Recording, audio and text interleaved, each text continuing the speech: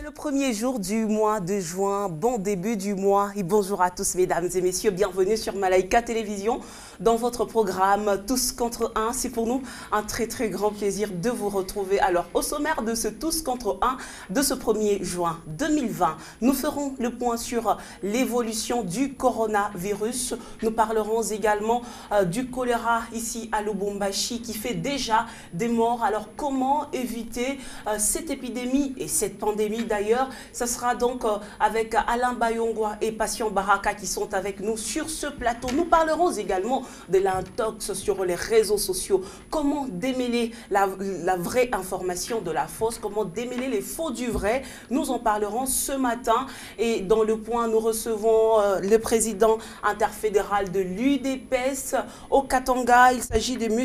Bruno Chibangu. Avec lui, nous parlerons de la gestion de ce grand parti politique. Comment est-ce que les choses se font? Nous parlerons également de ces désordres entre guillemets, comme on le dit par certaines personnes, entre guillemets. Alors, il va nous expliquer ce qui se passe réellement dans ce parti politique. Alors, nous recevrons sur ce plateau l'association des jeunes femmes dynamiques. Cette association s'est lancée dans la récolte des fonds pour soutenir, voilà, sensibiliser contre le coronavirus et soutenir cette sensibilisation. Eh bien, nous recevrons sur ce plateau mademoiselle Sephora Kaseka et mademoiselle Sephora Kasenga et madame Chancel Nawej. Elles seront avec nous sur ce plateau. C'est donc parti pour ce Tous contre un de ce 1er juin 2020. Tout de suite, le point.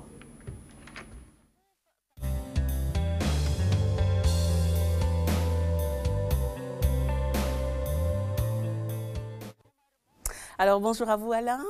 Bonjour Rebecca, Bienvenue. Bonjour aussi à tous les téléspectateurs, merci. Bonjour à vous, bonjour aussi à tous les téléspectateurs. Bonjour, monsieur Bruno, c'est les débuts du mois, j'espère que ça s'annonce bien pour vous. Bienvenue.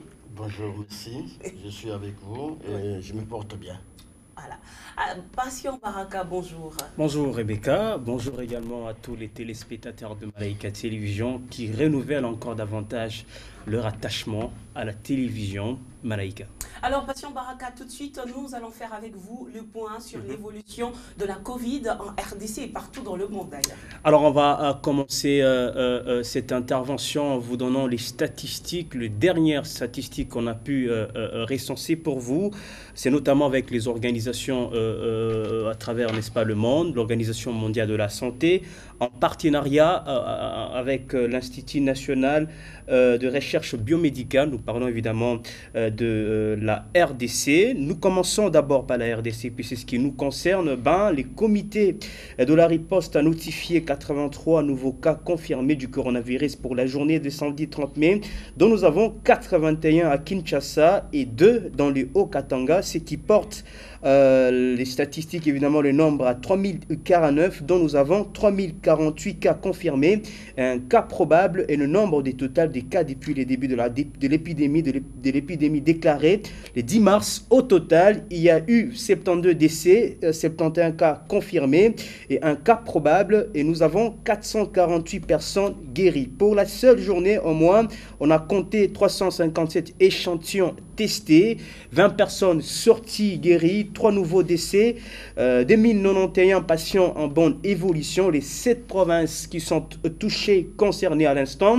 Nous avons Kinshasa qui compte 2761 cas, le Congo central 189 cas, le Nord Kivu 43 cas, le Sud Kivu 28 cas, le Haut-Katanga compte 21 cas, Ituri 2 cas et les Kwilu 2 cas d'une manière générale. Alors pour les États-Unis d'Amérique, tel que vous le voyez dans ces tableaux, compte 1 825 803, c'est le nombre de personnes contaminées. Alors du côté de guérison, nous avons 398 283, le nombre de personnes qu'on a récupérées. Les décès comptent évidemment 105 770 personnes décédées aux États-Unis d'Amérique depuis le début de la pandémie. L'Espagne compte 239 429, c'est le nombre des contaminés, dont nous avons le nombre de guérisons, 150 376, et le nombre des décès est compté jusqu'à 27 127 personnes décédées en Espagne.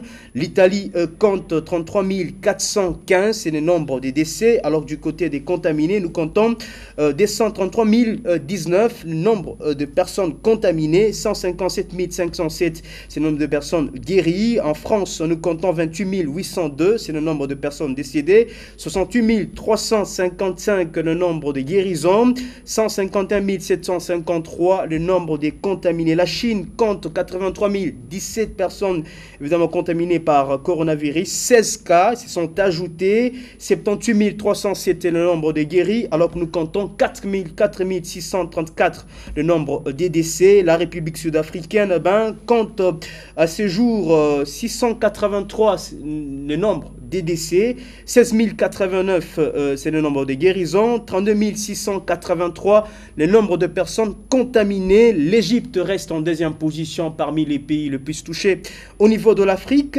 avec 959 décès, dont nous avons 6 810 personnes guéries. Les cas de contamination, nous comptons 24 985. La totalité évidemment en rapport avec les personnes contaminées au niveau de l'Égypte. Voilà au moins la situation d'une manière générale à travers, n'est-ce pas, le monde, mais aussi en rapport avec le milieu habituel où nous vivons, par exemple au Katanga qui est aussi touché, et le reste aussi de cette province, comme je venais de le souligner, Kinshasa, Congo central, Nord Kivu, Sud Kivu, les Haut-Katanga, Ituri et les Kwilu. Ce sont donc là les provinces au niveau de la RDC qui sont donc touchées par coronavirus. Oui, le coronavirus continue à se propager à travers le monde. Alors, le plus important est d'observer les mesures barrières. Mais Alain Bayongwa, de l'autre côté, il n'y a pas que le corona, mais il y a aussi le choléra qui est déclaré dans la ville de Lubumbashi. En tout cas, selon les ministres provinciaux de la Santé, Monsieur Joseph Sambi, depuis la semaine dernière, c'est plus de 92 cas et 3 décès qui ont été enregistrés. Le corona refait surface à Lubumbashi. Oui, le choléra refait surface à Lubumbashi.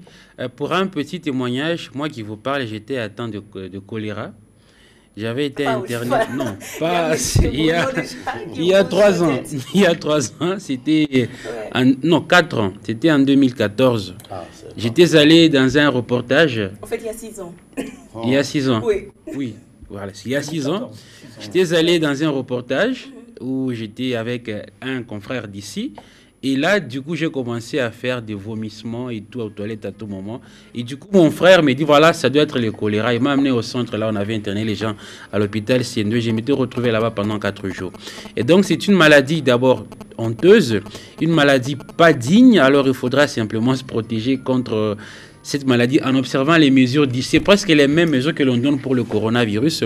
Se laver la main, ne pas manger les histoires sales. Et aussi essayer de se protéger à tout moment parce que cette maladie, elle est, comme je dis, elle tue, elle est vraiment honteuse. Au bout de 3 ou 4 jours, si vous n'avez pas la possibilité d'être soigné, vous pouvez même en mourir.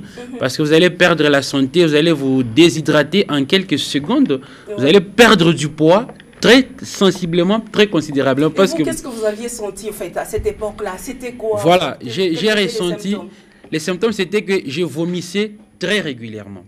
Et j'allais aux toilettes à tout moment. Chaque 5 minutes, j'y allais. Alors, pendant que nous étions dans cette conférence de presse, et Chris Lumbu qui me dit non, ça, ce n'est pas possible. Tu dois être malade. Et du coup, j'avais à tout moment froid à un moment donné. Et alors, quand il a constaté que j'étais en train beaucoup de vomir, c'était des produits, de la matière, on dirait de l'eau, de riz, hein, qui avait la couleur de riz. C'est alors qu'il a compris que c'était le choléra. Et quand il m'a amené au centre d'internement de choléra, c'était à l'hôpital CN2, il y avait déjà des bâches qu'on avait étendues où tous les malades étaient couchés sur des civières. Et vous rendez compte, on vous déshabille, vous tous, on vous fait porter une sorte de soutane et on vous met sur le lit. Donc vous n'avez pas le droit de... Quel genre de lit? Des lits en bâche, vous voyez, ce ne sont pas des lits matelassés, des lits en bâche. Donc, on met juste une bâche sur le lit et vous vous mettez là-dessus. Et puis, ce qui est marrant, excusez-moi, on va même trouver sur le bâche, là où vous allez faire vos besoins, immédiatement là. Donc, vous n'avez pas, on met un seau en dessous de vous. Vous ne pouvez pas vous déplacer. Il y a des gens qui passent récupérer les seaux, ils vont verser ça aux toilettes et puis ils viennent remettre les seaux. C'est pour vous dire que vous faites les toilettes sur place. Vous mangez sur place. Et puis, voilà, ce qui est honteux dans tout ça, c'est que vous n'êtes pas habillé. Vous êtes vraiment nu. Parce que si vous vous habillez, vous serez encore obligé de vous déshabiller chaque 5 minutes pour aller aux toilettes et vos habits vont se mouiller. Parce que c'est du liquide qui sort de votre corps. Ce n'est pas vraiment de la matière fécale, c'est du liquide. Alors, c'est ça un peu l'expérience que je voulais partager avec les téléspectateurs.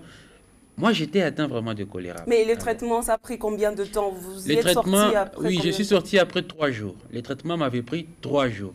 Parce qu'il semble que si vous dépassez les 3 jours, alors là, il faut espérer que vous n'allez pas sortir. Il faut compter que peut-être que vous serez retenu là-bas et vraiment, la mort peut s'en suivre. Parce que vous vous déshydratez à chaque fois que vous faites les toilettes, vous perdez du poids. À chaque fois que vous allez aux toilettes, vous faites des toilettes, vous perdez la santé. Donc, le corps se déshydrate considérablement et vous maigrissez automatiquement. Parce que vous n'avez pas d'eau dans le corps. C'est désolant. Alors, monsieur Tchibango, mesures de prévention, voilà, qu'est-ce que vous nous conseillez?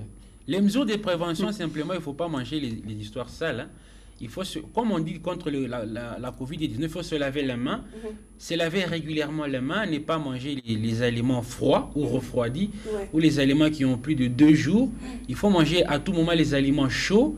Et les fruits, il faut les laver régulièrement avant de les consommer. Les fruits que l'on achète, il faut les laver. Ne pas manger les aliments qui sont exposés à la poussière. Ne pas également être en contact avec les personnes atteintes. Bon, oui, ne pas être en contact, évidemment. Ça, c'était parmi les mesures prescrites. Ne pas se mettre en contact, ne pas même les saluer. Et puis, quand vous mourrez, on va vous enterrer dans une bâche, on appelle ça la housse mortuaire. On vous met là-dedans, on enferme, et puis on va carrément vous jeter dans la tombe, et c'est tout. Alors, il faut vraiment faire attention, parce qu'en Baraka, le choléra est aussi dangereux que le coronavirus. Oui, certainement, il faut les souligner. L'Organisation mondiale de la santé a même recensé plus de 100 000 morts, vous imaginez, par an, qui est une maladie qui touche généralement des pays qui ont une insuffisance en rapport avec l'hygiène précaire, qui est très constatée. C'est notamment les aliments qui sont souillés là. Tout de suite, vous avez cette maladie, c'est la mort, la porte de la mort qui s'ouvre déjà. Et donc, c'est très, très important pour comprendre les symptômes, cette gamme de symptômes qui s'accompagnent. Comme Alain l'a souligné, il y a notamment les vomissements, nous avons des nausées qui en répétition. Il y a aussi la diarrhée qui est abondante, qui revient chaque fois. Donc, c'est une maladie qui tue énormément, puisque même la pandémie Covid-19, c'est vrai, maintenant nous devons nous soulever, nous devons maintenant présenter quand même ces maladies qui dérangent, n'est-ce pas, la population mondiale d'une manière générale, que le gouvernement puisse aussi y mettre un peu beaucoup de moyens. C'est vrai, il y a des faux sceptiques un peu partout, Kamalondo, dans le coin. D'une manière générale, à travers la RDC, les situations sont très très difficiles. C'est l'hygiène qui n'est pas respectée. On doit vraiment apprendre à assainir nos milieux. Assainir suffisamment notre milieu, ça nous permet de nous protéger contre le choléra. C'est laver les mains, on l'a dit, ce sont justement des éléments qu'on a appris depuis l'école primaire, mais jusqu'aujourd'hui, on n'arrive pas à intérioriser. Ce n'est pas de notre culture. Alors que c'est le seul moyen où on pourrait se protéger contre le choléra et d'autres maladies qui vont avec. Oui, Alain. Alors, un autre petit détail, c'est qu'il faut boire beaucoup d'eau. Si vous n'avez pas la possibilité de vous procurer de l'eau minérale, il faut bouillir de l'eau chez vous à la maison. Vous bouillissez cette eau et vous la buvez. Elle va vous permettre d'éliminer les quelques petites microbes qui sont dans l'eau. Et quand vous la buvez, elle va vous aider. Alors, il faut boire en quantité suffisante de l'eau. Parce que le choléra va vous déshydrater. Quand vous êtes déshydraté... À peu près combien de litres par jour? Non, il faut simplement suffisamment boire de l'eau. Chaque fois que n'attendez pas que vous ayez soif pour boire de l'eau. Il faut boire à peu près 2 litres par jour. Ah, je pensais qu'on pouvait aller même jusqu'à 5. Non, non, non, 2 litres. Moi, je sais qu'on m'avait dit qu'il fallait boire au moins 2 litres par jour. C'est suffisant, 2 litres. Donc, les 2 grosses bouteilles, même 3 litres, si vous en êtes capable d'aller jusqu'à 3 litres. Mais il faut suffisamment boire de l'eau. Ah oui. En tout cas, la zone de santé la plus touchée est celle de Kamalondo avec 66 cas jusque-là. Celle de Kampemba, Katuba et Kenya se partagent les restes des cas. En tout cas, il faut vraiment faire très attention. Les choléras et dans nos murs, il y a aussi la Covid. Donc, les gestes restent les mêmes. Hein. Pratiquement, c'est laver régulièrement les mains. Mais pour le choléra, comme Alain venait de le dire tout à l'heure, il faut manger de la nourriture chaude. Il faut toujours faire attention à ce que vous mettez dans la bouche, les fruits, les légumes. Il faut s'assurer de bien vraiment le nettoyer. Alors, nous allons parler du point, le point de ce matin avec notre invité. Il s'agit de M. Tshibangou. Avec lui, nous parlons de la gestion de l'UDPS. Lui, il est président interfédéral de l'UDPS. Alors, M. Tshibangou, encore une fois, bienvenue sur ce plateau. Merci. Alors, aujourd'hui, nous parlons un peu de la gestion de l'UDPS, votre parti cher, où vous êtes interfédéral ici dans le Haut-Katanga. Alors, on va commencer d'abord par la gestion des militants, avant d'en arriver à la gestion des cadres. Aujourd'hui, la gestion des militants de l'UDPS pose un grand problème dans le Haut-Katanga. Cela est dû à quoi? Bon, ça pose beaucoup de problèmes, on le dit. Bon, il faut aussi dire ceci, nous sommes un vieux parti très bien organisé depuis 1982 officiellement, mais sinon c'est depuis 1980 que nous avons commencé notre lutte, cette fois-là en tant que mouvement de libération. Alors, nous avons ici à Lubumbashi, nous avons une fédération que je dirige. Ouais. En dehors de la fédération, nous avons les sections, ce sont souvent des communes, mais nous, pour que ça soit vraiment, que nous, administrateurs, nous soyons proches de nos administrés qui sont nos combattants, nous avons même aussi subdivisé certaines communes en sections. Alors, après les sections, nous avons des cellules. Alors, le tout doit se faire de telle sorte que le respect de la hiérarchie s'impose. Alors, si au niveau de la cellule, il y a un problème, la cellule saisit la section, la fédération, à notre niveau maintenant. Nous allons vers Kinshasa où il y a notre hiérarchie. La hiérarchie, c'est le secrétaire général. Nous avons ça, on appelle ça d'ailleurs la présidence. Et au niveau de la présidence, nous avons le président du parti. Et actuellement, nous avons le président du parti, Aïe, qui fait office, si vous voulez, du président de la République, qui était le réel président élu du parti, puisqu'il est allé là où il est allé, il est président de la République. La Constitution ne le lui permet pas. Alors maintenant, il a fait un mandat et qu'il a remis à Jean-Marc Abound, qui est aujourd'hui le président du parti Aïe. Et le président du parti Aïe a celui que nous appelons le secrétaire général, qui est Augustin Kabouya.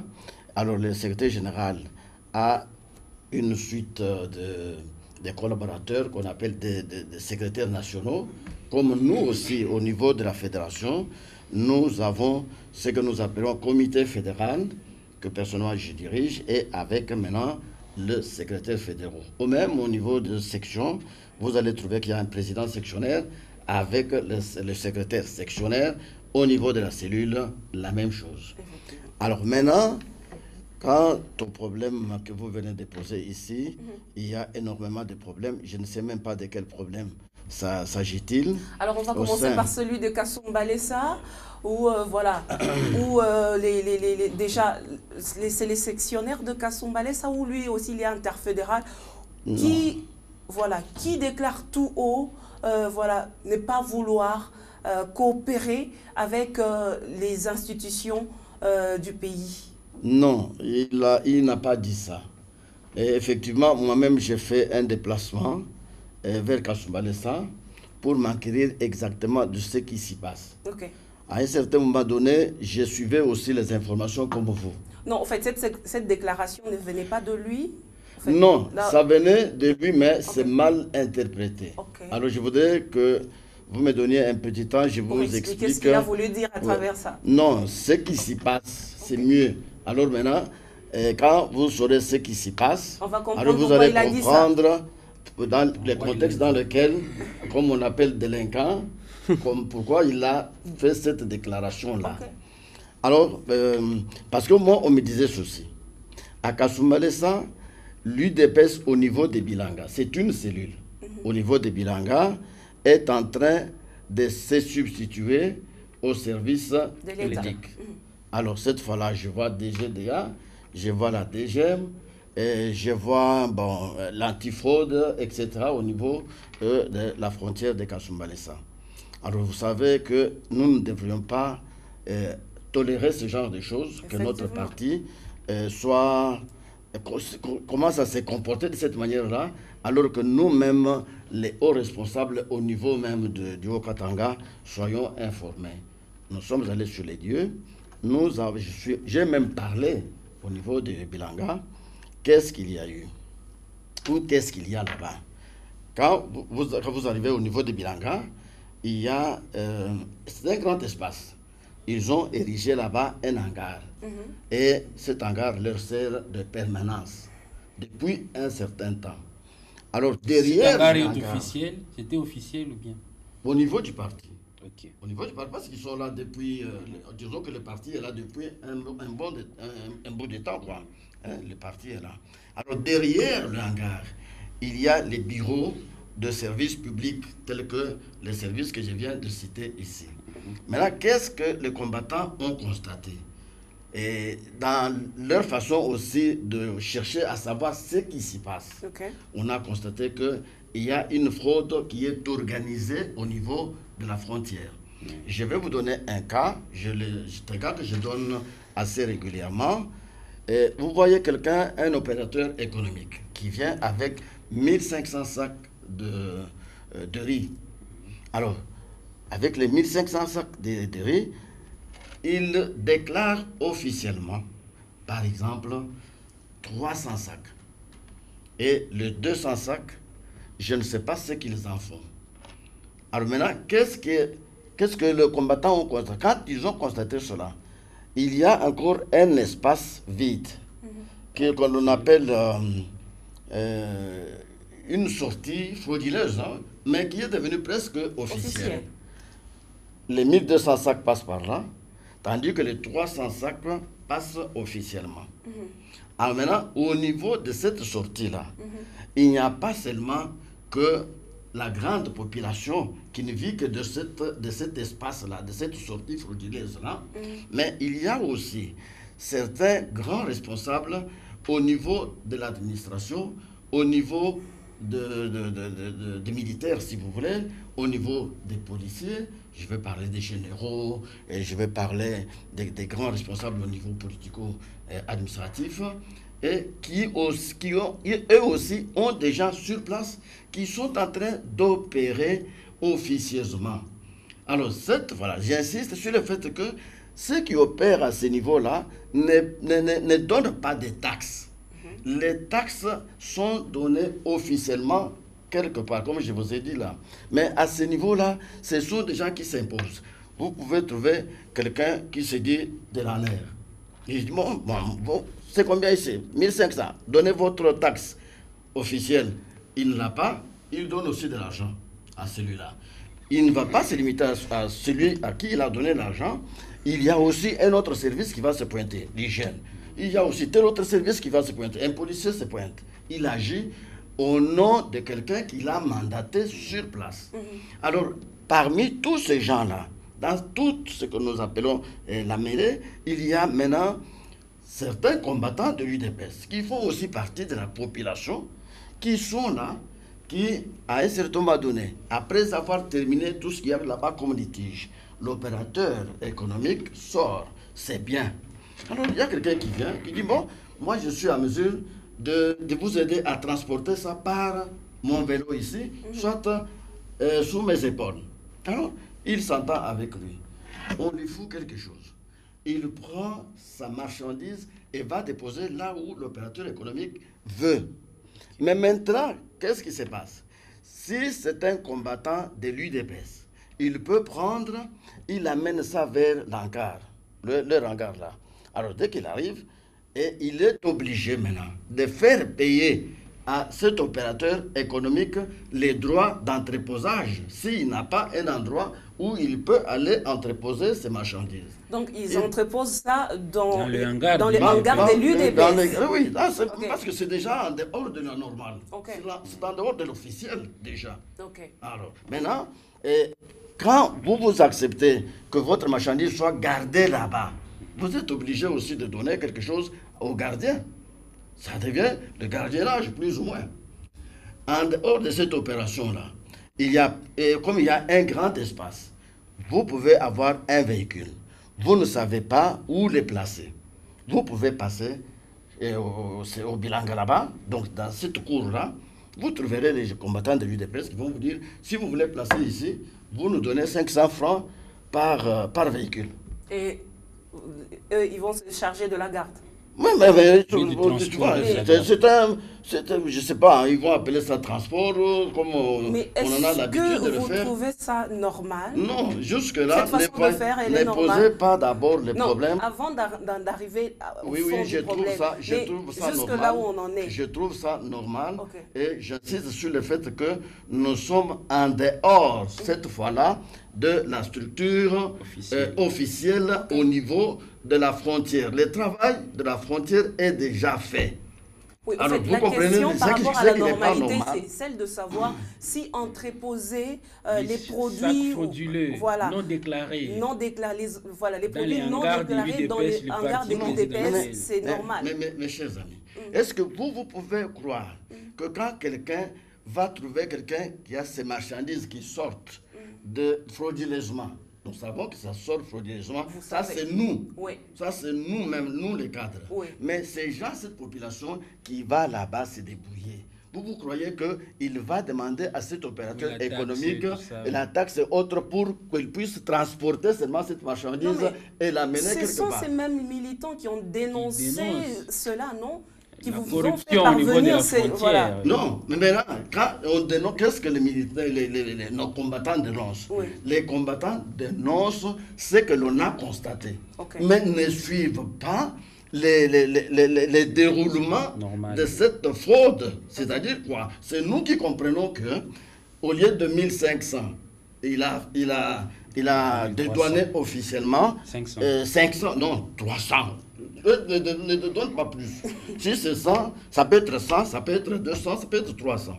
Le reste, ça sort frauduleusement. Ce n'est pas ça qui incombe à la population qui vient faire ces petites affaires là-bas, non. Si vous voulez dire que la population et les militants de l'UDPS ne sont pas au courant que ces sacs sont sortis frauduleusement? Non, est-ce que toi, tu vas te poser cette question à un opérateur économique chez qui tu vas solliciter un service de transport, par exemple? Non, parce que les combattants de l'UDPS les font, mais il y en a aussi qui sont peut-être des combattants, mais qui, au lieu d'utiliser cet espace-là, vont le faire ailleurs. Vous n'allez pas leur poser la même question que celle que vous posez aux combattants de l'UDPS. Les combattants agissent cette fois-là en tant que population. Ce n'est pas un service. Pourquoi alors ont-ils préféré d'aller ériger leur hangar derrière les services de l'État à la frontière que de l'ériger ailleurs, sur un autre endroit, sur un autre site, qu'à la frontière simplement? Vous connaissez l'histoire de Bilanga? Si vous connaissiez l'histoire de Bilanga, vous comprendrez que c'est un espace qui était exploité par des voyous de toutes sortes, par des voleurs, par des brigands, et les gens s'entretuaient là-bas. C'est ainsi que la présence de l'UDPS à cet endroit-là, depuis ce temps-là, a pacifié les climats. Ce n'est pas pour rien qu'on les a qu'ils ont pris possession de cet endroit-là. Alors, il faut savoir que c'est une contribution énorme depuis ce temps-là. Même si aujourd'hui, vous voulez voir ça d'un mauvais œil. Mais en vérité, ce qui se passe, ce que je vous dis là-bas, considérer cette population, ces combattants-là, comme faisant partie de la population malheureuse, pauvre, qui cherche comment aussi mettre quelque chose sous la dent. Oui, jusqu'à ce niveau-là, il n'y a pas de problème. Voilà. Le problème, voilà, on va en parler d'ailleurs juste après cette page publicitaire. Le problème, c'est ce qui advient après cette installation. Là, de ce trouble-là. Qu'est-ce qui semble que les militants se substituent au service de l'État. C'est ce que je voudrais éviter que vous nous disiez parce que vous répétez des choses qu'on met sur vos langues. Okay. Mais vous ne voulez pas faire un effort pour demander un ordre de mission de la part des Malaïkas pour que vous descendiez sur les lieux afin que vous puissiez interviewer les gens. Moi, j'ai eu le temps d'interviewer les gens et de causer avec eux. Juste après... En fait, il ne faut pas dire, répéter exactement ce que ceux qui ne veulent pas de ce parti-là veulent les salir. On utilise ces mots pour les salir tout simplement. On revient juste après cette page publicitaire où vous allez suivre les images de ce qui se passe à Kasumbalesa Bilanga. La page publicitaire.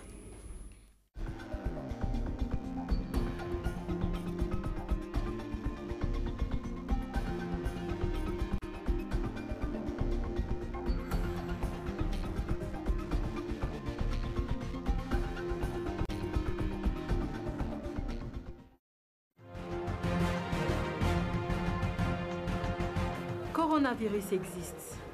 Le virus est là. La pandémie sévit de partout dans le monde malheureusement. Mais une chose est sûre, Covid-19 a un point faible. Il n'a pas de pieds.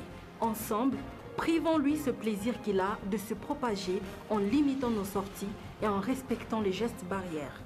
Et c'est ainsi qu'on pourra récupérer nos habitudes volées.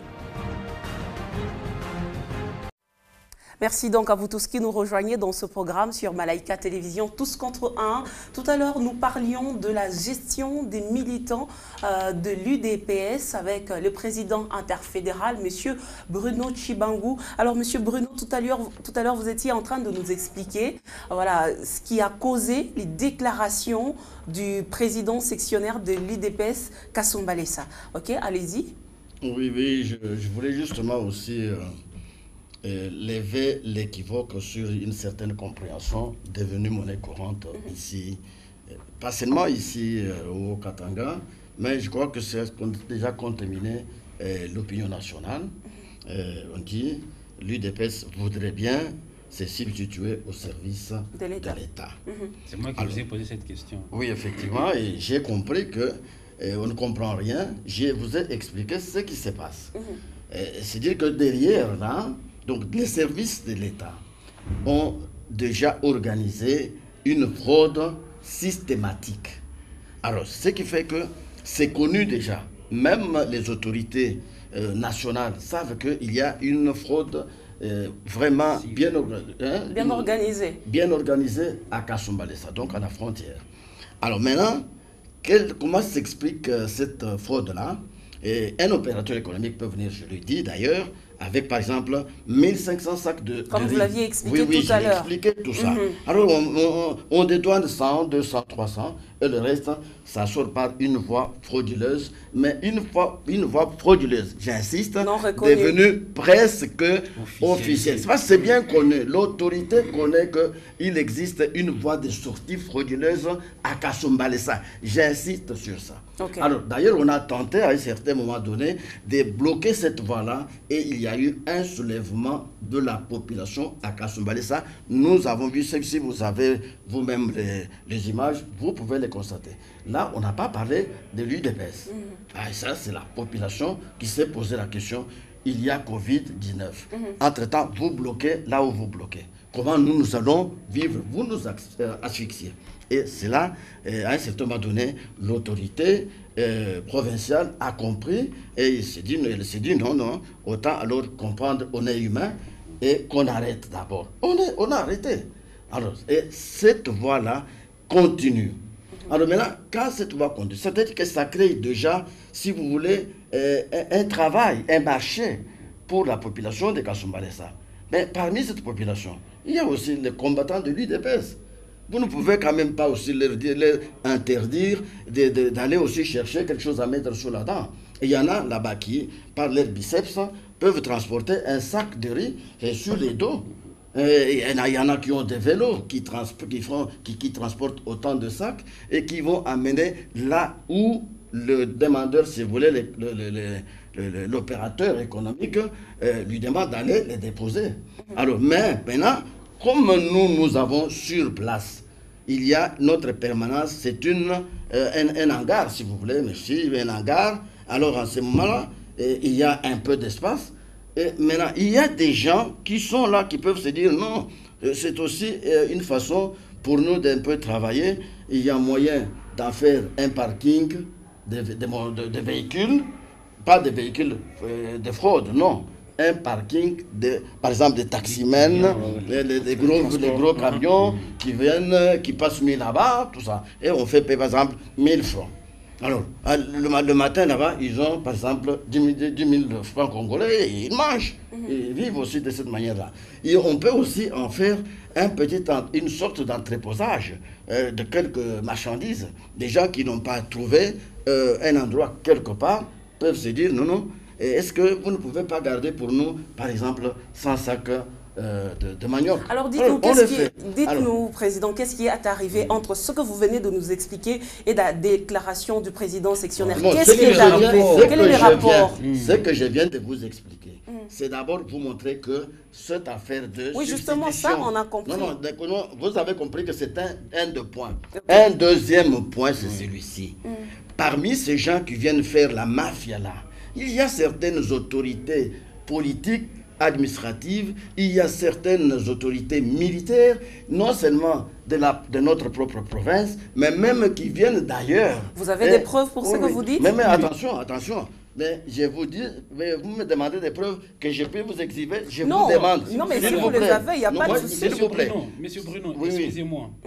Pourquoi ne pas carrément saisir la justice quand vous constatez des cas de fraude? Ce n'est pas... Pour que le procureur lui-même mène ses enquêtes au lieu que ce soit les militants de l'UDPS qui commencent à dénoncer ces gens. Ce n'est pas ça le problème. Vous voulez connaître. Vous n'êtes pas des juges. Vous voulez connaître. Nous pouvons proposer des choses à faire. Vous avez proposé. Mais ne me demandez pas des preuves parce que vous n'êtes pas des juges. Non, si vous en avez, allez-y. Ce sont quand même des allégations très fortes. Je vous dis ceci. L'autorité, toutes les autorités de ce pays savent qu'il y a une mafia organisée à Kasumbalesa. Ça, c'est vous qui le dites. Nous ne pouvons pas dire ça. Vous l'affirmez. Justement, pour que vous puissiez parler. Oui, pour que je puisse parler. Laissez-moi parler. Et alors, à ce moment-là, les enquêtes suivront. Et les enquêtes, ce n'est peut-être pas Malaika. Les enquêtes, ce n'est peut-être pas l'UDPS. Il y a des gens qui peuvent faire ces enquêtes et qui sont spécialisés dans ce genre d'enquête. Alors, laissez-nous donner l'information. Et cette information va profiter à celui-là qui a le pouvoir de mener les enquêtes. Ne touchez pas l'information. Mais moi, je dis simplement, on a constaté que certaines autorités sont représentées là-bas. Alors saisissez les tribunaux, c'est ça le point. Je sais que au lieu de saisir les tribunaux... Attention. Ce n'est pas à moi de saisir. Moi, je suis responsable d'un parti politique. Non, dites à vous. Mais je joue le même rôle que vous. Je joue le même rôle que la population. Quel est ce rôle? En fait, ce rôle-là, je m'excuse. C'est le rôle de vigilance.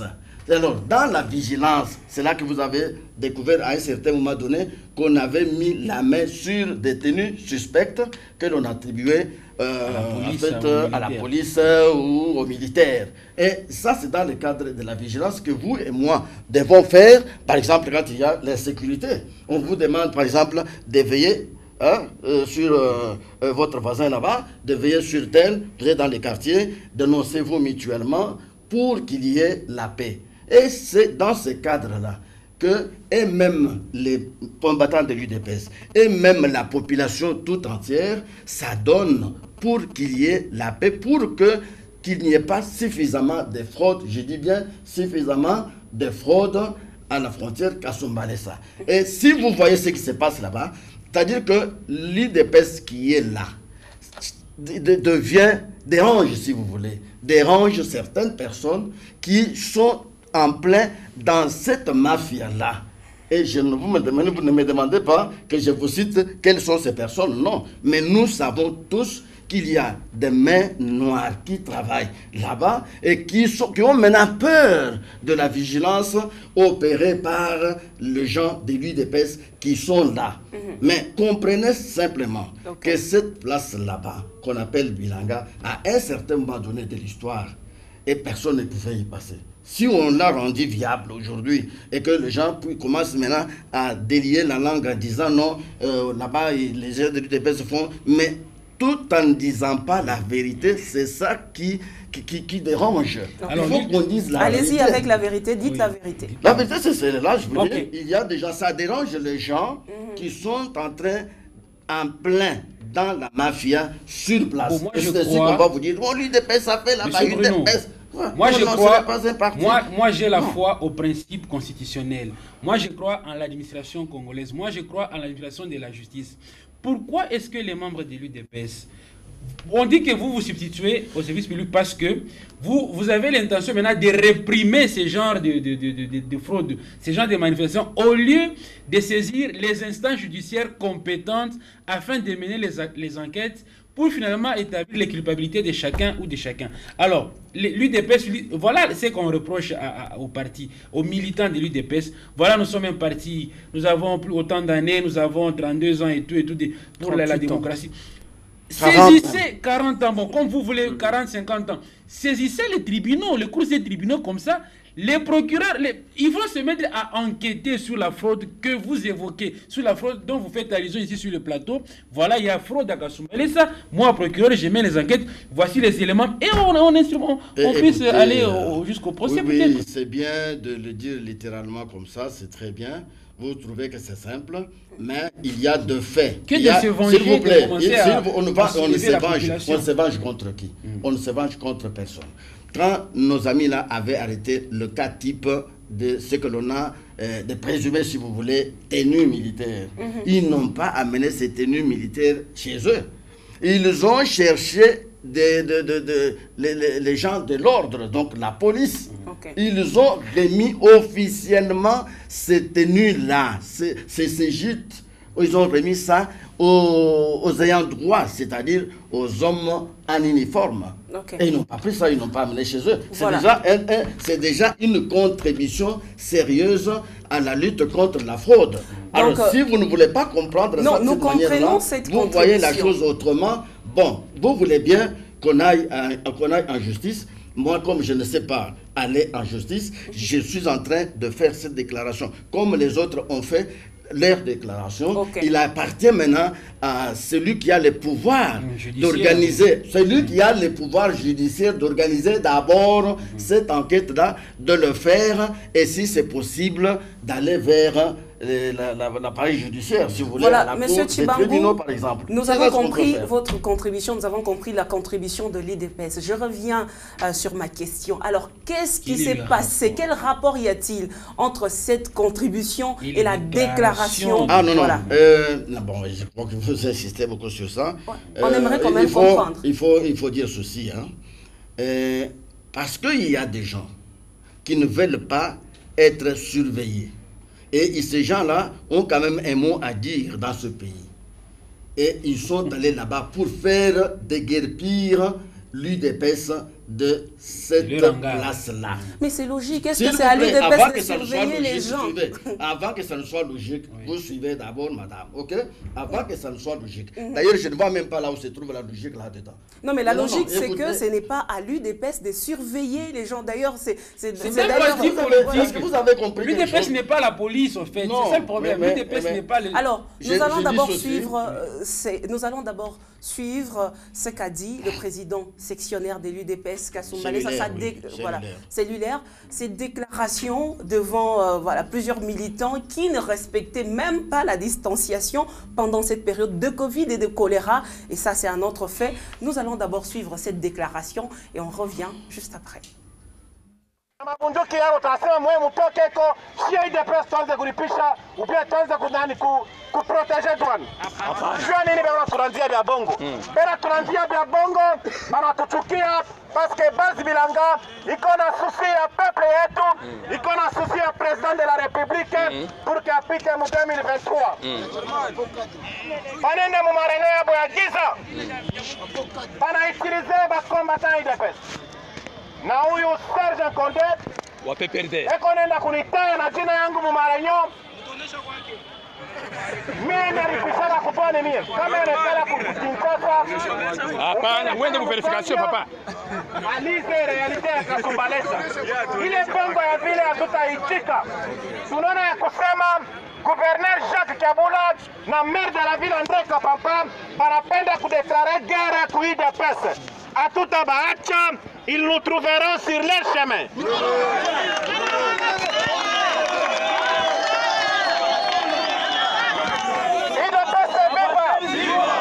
Nous allons veiller, nous serons mobilisés, nous serons vigilants pour que tout contrôler intérêt yenu ya Congolais, mwishi na furaha na bikelekele na mikono mumukini yenu ya Kongo. Jua nini Bakongole banapasha kuisha mumukini yabo na susi njuu ya aba ba autorite ba tribal.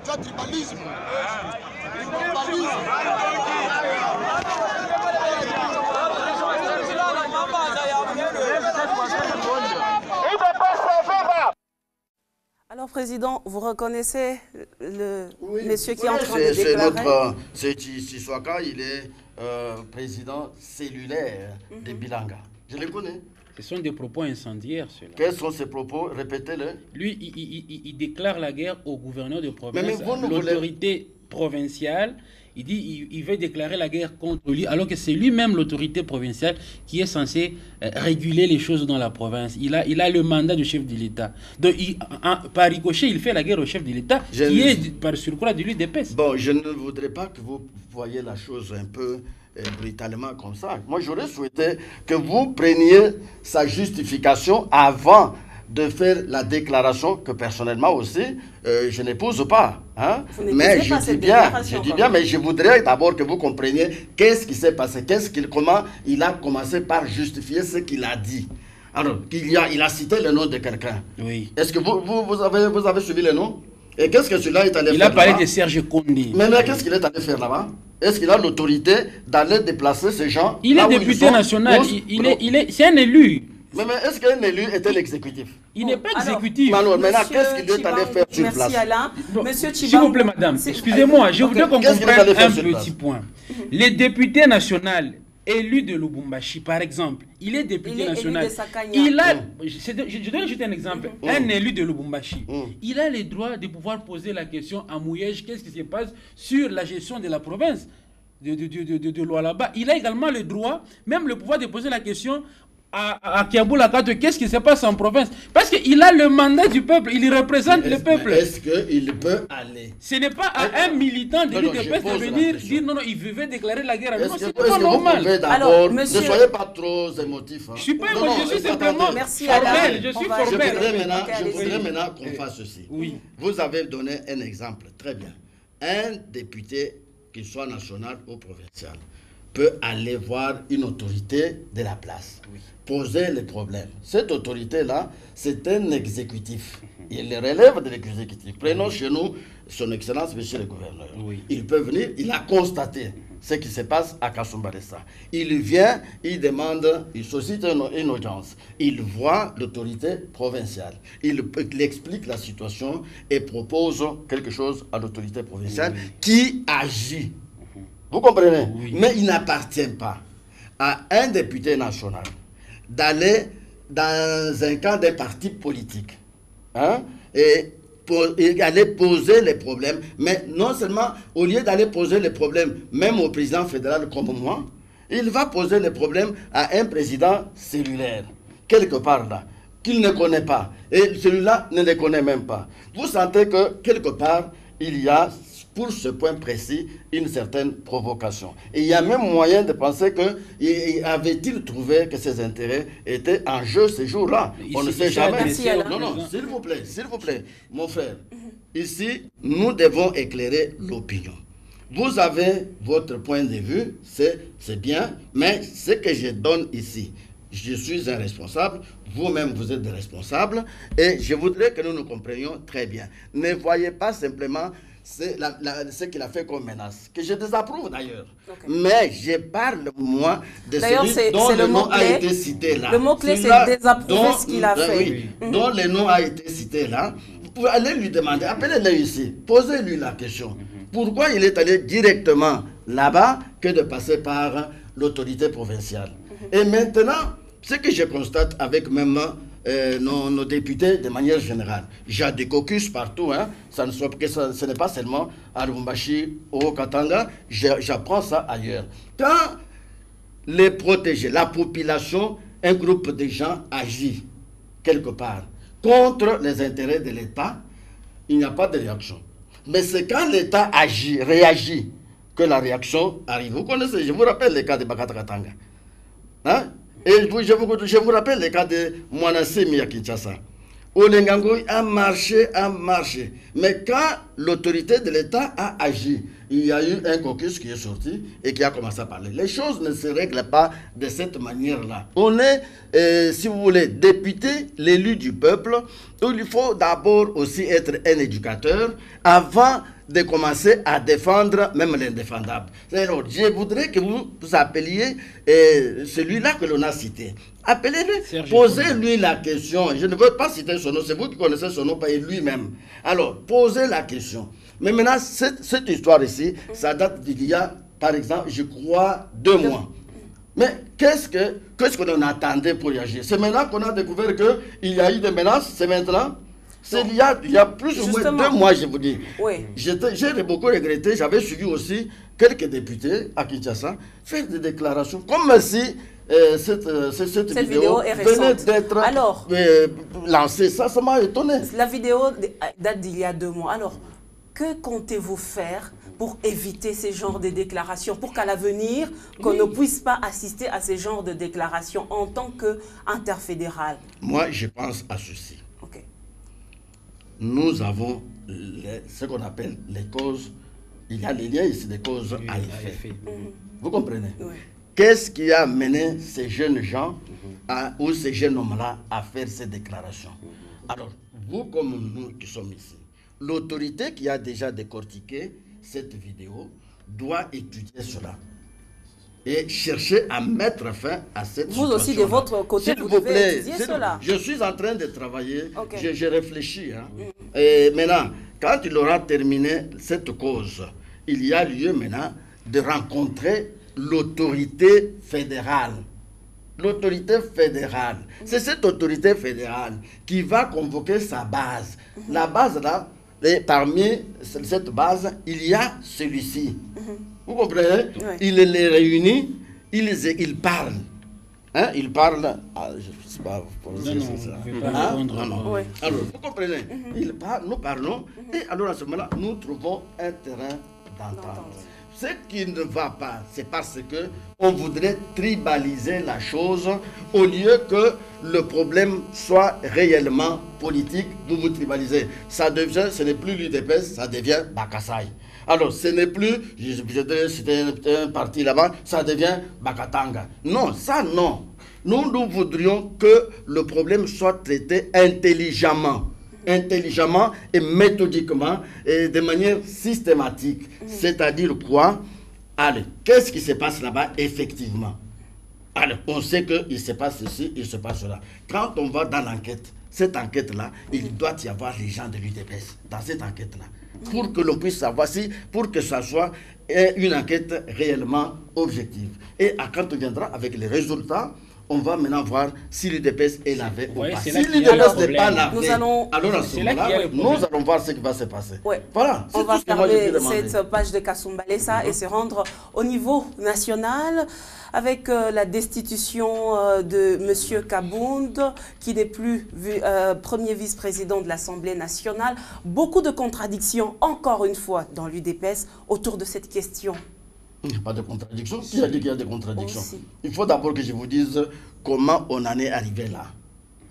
de un. Non, contradiction après, pas avant la destitution, après la destitution. Bon, même bien avant la destitution, je peux même situer les mots que vous avez utilisés, je peux aussi vous donner raison, il n'y a pas de problème. Mais je voudrais seulement vous dire ceci.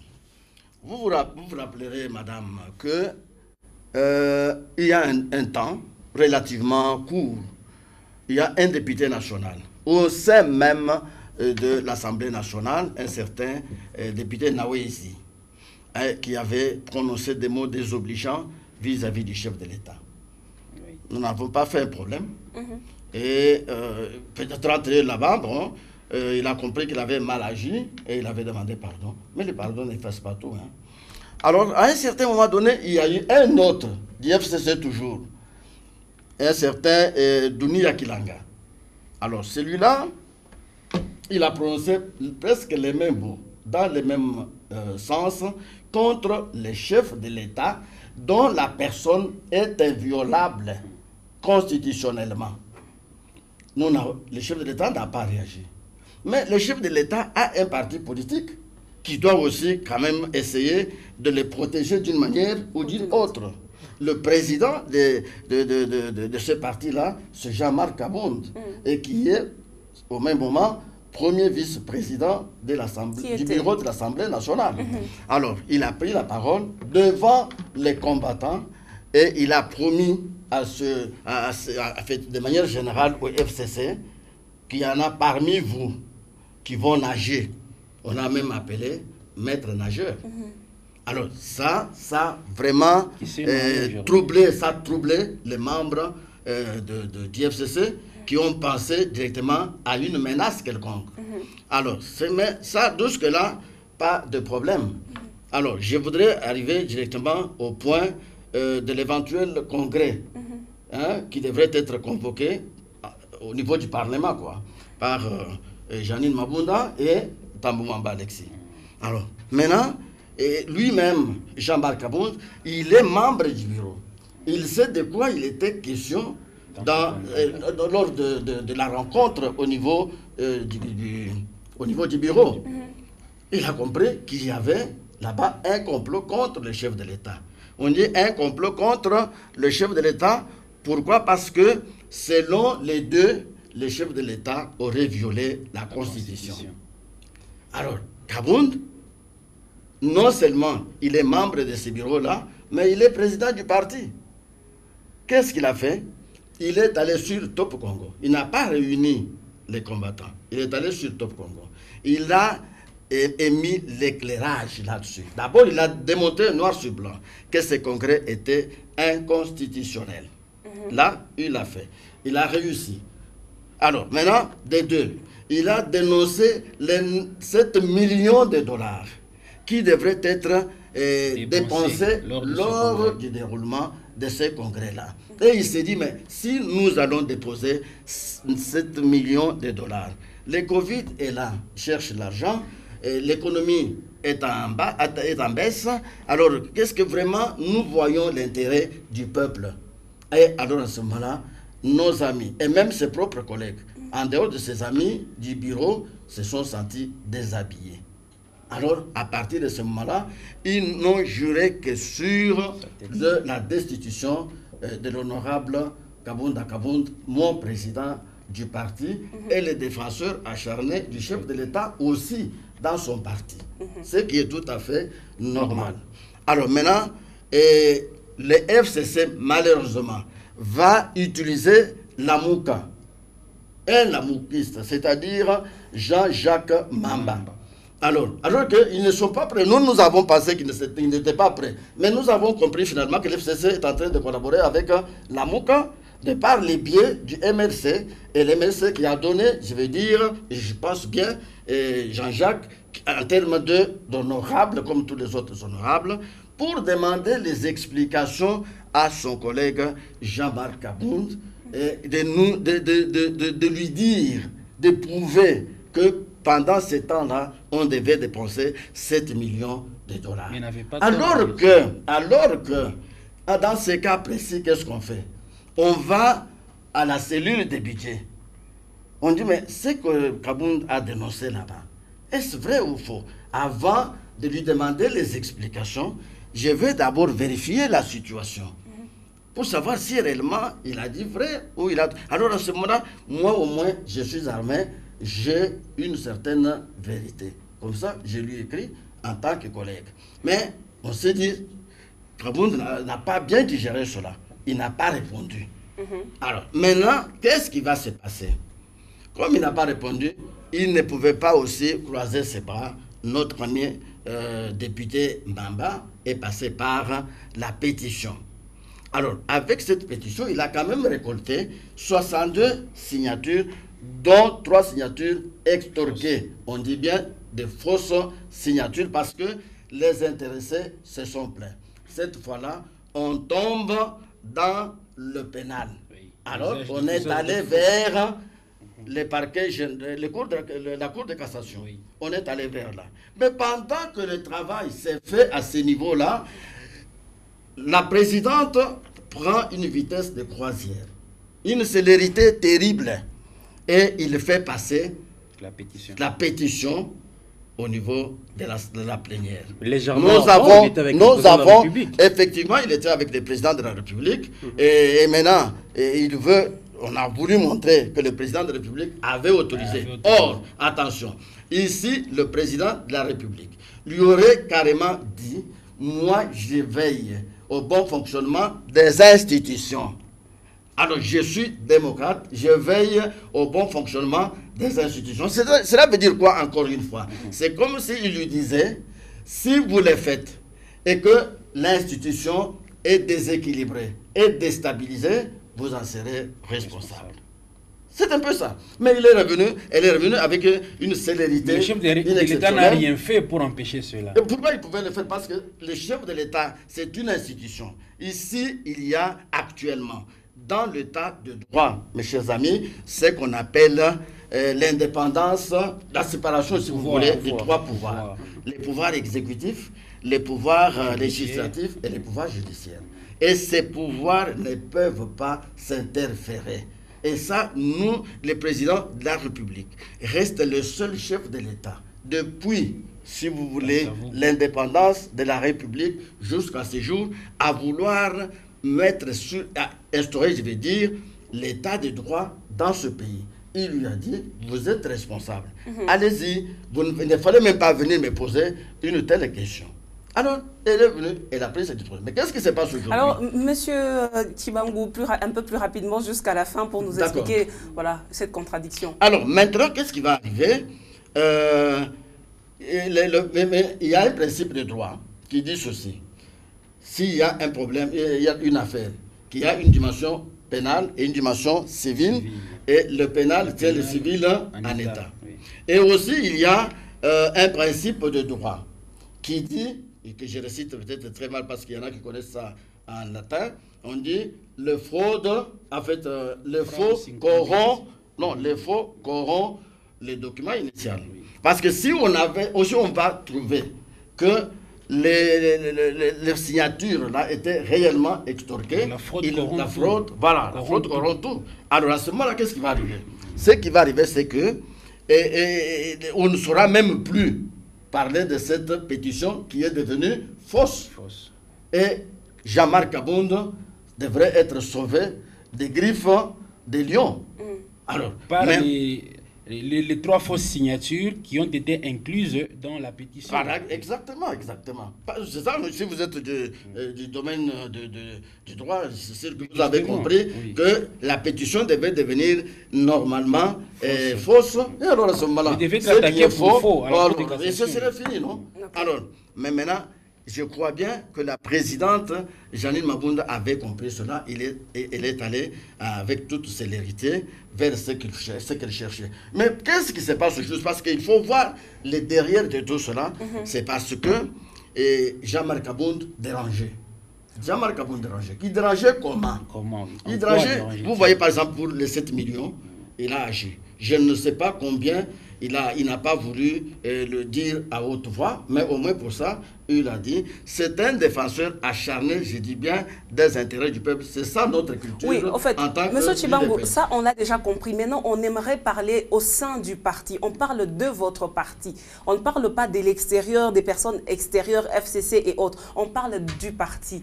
Qu'est-ce qui cause la contradiction dans votre parti, au sein du parti? Est-ce qu'il y a des contradictions? Oui, mais là, au sein je du voudrais parti. qu'on y arrive. Parce qu'il y a des ramifications entre notre parti et les FCC. Nous, nous sommes de la coalition.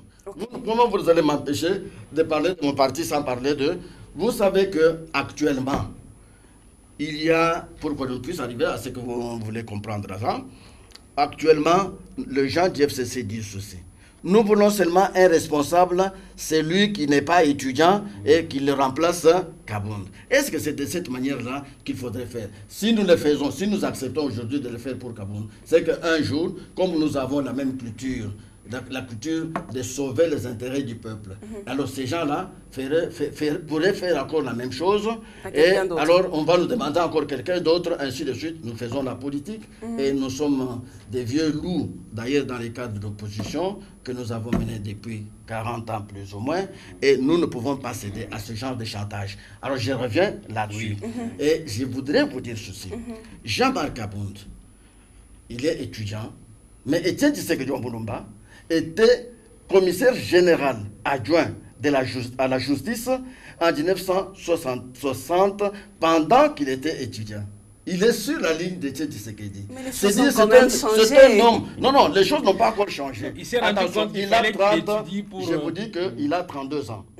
C'est un jeune homme comme vous. Il a tout le temps d'étudier. Et il étudiera beaucoup. Il a une intelligence qui m'étonne personnellement. Il a une grande intelligence parce que c'est ce qu'il est en train de faire là.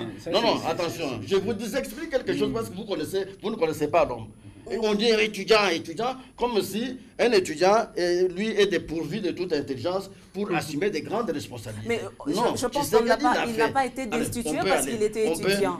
Voilà. Mais on ne doit pas poser des conditions pour dire qu'il ne soit pas, qu'il soit celui qui viendra, soit responsable et qu'il ne soit pas étudiant, tout ça. Non, qu'on lui donne maintenant le temps d'aller étudier. Non, ça devient maintenant une sorte de mépris. D'abord, un mépris inutile qui n'explique rien parce que je vous ai donné un exemple typique. Les gens à grande intelligence peuvent être utilisés même s'ils sont encore étudiants. C'est tout à fait normal. Alors maintenant, prenons maintenant les cas. Nous, au niveau de l'UDPS, nous avons tenu une grande réunion à Kinshasa. Au cours de cette réunion, nous sommes dissociés. Nous n'allons pas remplacer Jean-Marc Kabound. Pourquoi? Il reste là où il est, pour des raisons que je viens de vous donner. Il n'appartient pas à qui que ce soit de demander à l'UDPS de donner quelqu'un d'autre dont les profils est déjà défini par les FCC. Alors, ce n'est pas normal. Mais est-ce que vous avez consulté les députés? Je n'ai pas encore terminé. Ça, c'est la première résolution. Deuxième résolution. Nous, UDPS, avec les FCC, nos relations sont enveilleuses. Elles sont tumultueuses. Parce que nous voudrions maintenant qu'on arrive au bout et que les FCC commencent à agir ouvertement comme agirait Lamuka. Là où il est, dans cette opposition-là, nous restons là où nous sommes et nous savons que devant nous, nous avons un opposant FCC, nous avons un opposant Lamuka. Plutôt que de faire semblant d'être avec nous et entre-temps, on nous donne des coups de poignard derrière, ça ne peut pas marcher. Vous pouvez comprendre. Votre problème maintenant... Voilà, pourquoi n'allez-vous pas les remplacer? Non mais poursuivez, allez-y. Nous ne subissons pas les dictats, si vous voulez, du FCC. Nous ne le ferons pas. Vous êtes dans la coalition. Alors maintenant, s'il vous plaît, au niveau de nos députés, si vous avez suivi très bien les informations hier, les députés ont été reçus au niveau de notre secrétaire général Kabouya. Ils ont échangé et ils ont tous dit d'accord, nous, pas là-bas. C'est terminé cette histoire là-bas. Nous sommes en train de constater que nous sommes en train d'être roulés dans la boue et on voudrait distraire le chef de l'État pour qu'il ne puisse pas réaliser ce qu'il voudrait réaliser pour le peuple congolais lors de ses mandats. UDPS, encore une fois, la politique de la chaise vide. Apparemment, vous Oh, aimez ça. cette politique a payé parce que nous sommes aujourd'hui au pouvoir. La chaise vide, c'est pour interpeller celui qui est en face de nous. Mais qu'est-ce que vous êtes en train de faire? Nous ne voudrions pas cohabiter avec vous parce que vous avez tel comportement, un comportement anti-démocratique, pseudo-démocratique. Nous n'allons pas avec vous. C'est ce que Et vous allez faire ça jusqu'à quand? C'est une interpellation. Nous avons déjà dit que ce n'est même pas longtemps.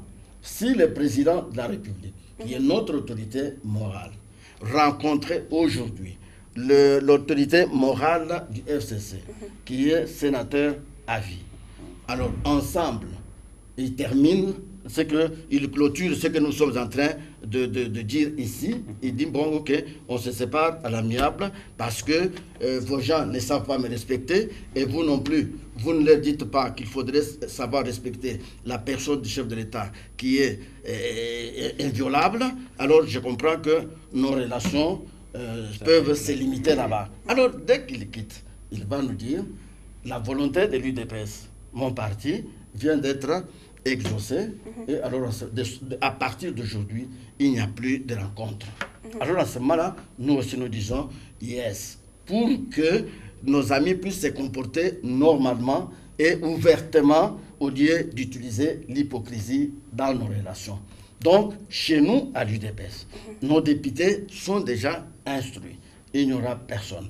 Et j'ai senti à ma droite, quelqu'un me demandait si l'INC peut aussi agir. Oui, parce que vous êtes dans une coalition. Maintenant, je vous dis ceci.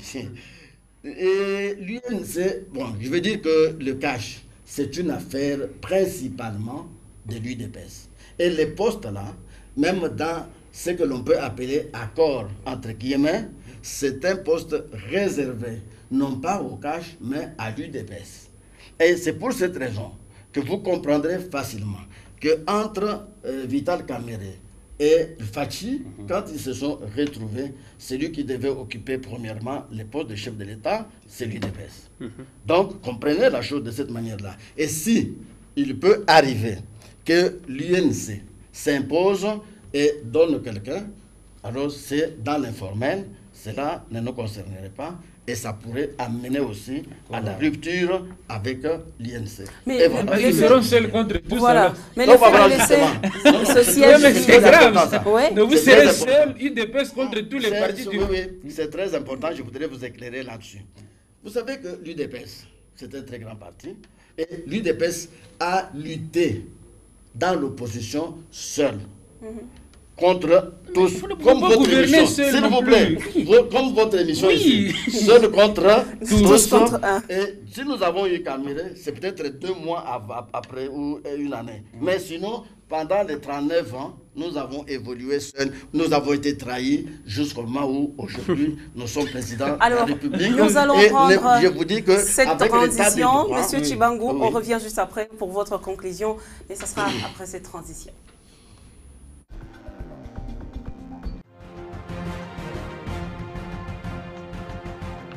Mwenyezi Mungu asipochunga nchi, zamu anakesha bure. Korona ni janga kubwa, ni ugonjwa wa uchagui rangi, hauchagui pato, hauchagui umri, wala haichagui nchi. Tujikinge na korona kwa sababu inaua, na Mwenyezi Mungu hakiwa pamoja nasi, korona itapita.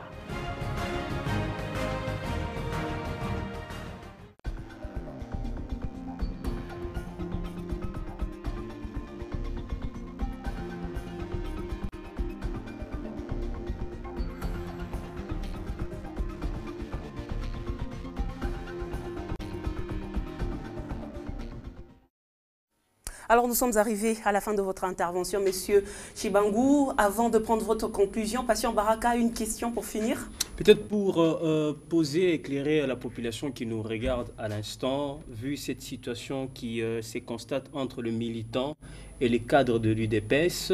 On l'a vu après la destitution, la déchéance évidemment de Jean-Marc Abounda à l'Assemblée nationale. C'était déjà des échauffourées, je voulais dire, constatées à Kinshasa, plus précisément à Limete, à Mbujimaï, à Lubumbashi, Comment comptez-vous communiquer avec le militant pour que cela puisse s'arrêter définitivement? Bon, il faut dire que nous, cadres, nous n'avons pas voulu que ces échauffourées puissent avoir lieu. Nous avons fait un effort pour pouvoir arrêter cela. Pourquoi? Parce que nous voulons la paix. Et nous savons que le président Jean-Marc Abound est destitué et nous sommes dans une démarche non violente. Et c'est ce que nous sommes en train de faire. Ici, à Lubumbashi particulièrement, moi personnellement, avec mes collègues, nous avons invité, c'était une surprise, hein, le matin, on apprend que on a brûlé des pneus ici, on a brûlé des pneus là-bas, il y a des gens indisciplinés, effectivement, qui étaient derrière les jeunes gens, et effectivement, vers les 10h, 11h, nous avons maîtrisé la situation.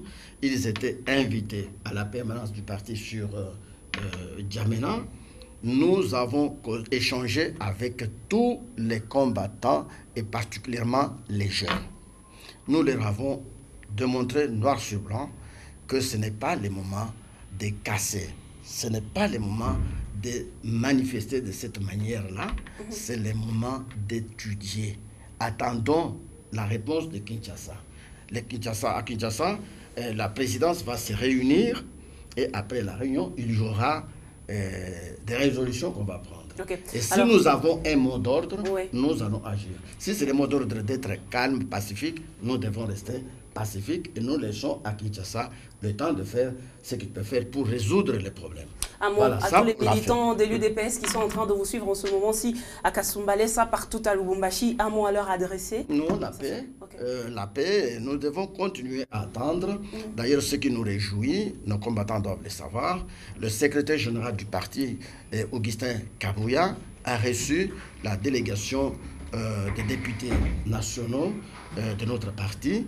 Ils ont très bien échangé et nous pensons que nous sommes dans les bons et le poste ne sera pas occupé et que les relations entre le FCC et le CACH restent enveilleuses en attendant que le chef de l'État, qui est notre autorité morale, rencontre le sénateur à vie, l'autorité morale du FCC, pour qu'ils échangent à ce niveau-là, si c'est possible, qu'on laisse le temps au FCC de continuer à attaquer ouvertement l'UDPS et au lieu de se cacher derrière l'AMOCA. Et si, par exemple, le FCC voudrait travailler avec les LAMOCA, qu'ils fassent leur plateforme, l'UDPS sera seul et va vraiment s'occuper d'eux, mais pas à mal. Il y a un état de droit que nous sommes en train de restaurer, et avec cet état de droit, les choses vont se régler d'elles-mêmes.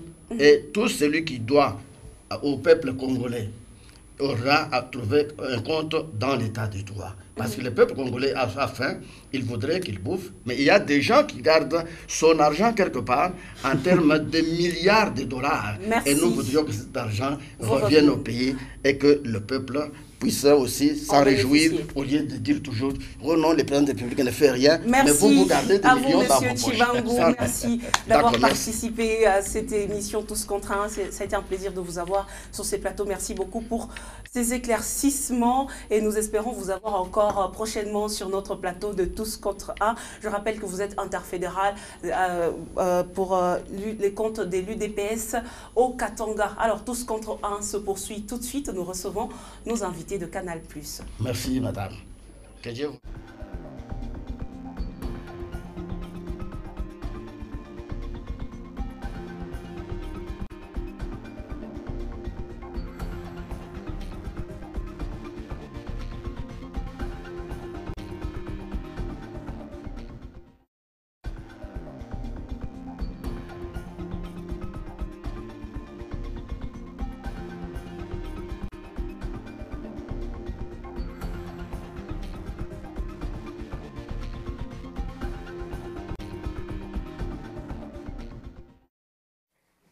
Et voilà, nous sommes donc de retour sur ce plateau pour vous parler des bonnes surprises que Canal+ a prévues pour ses abonnés.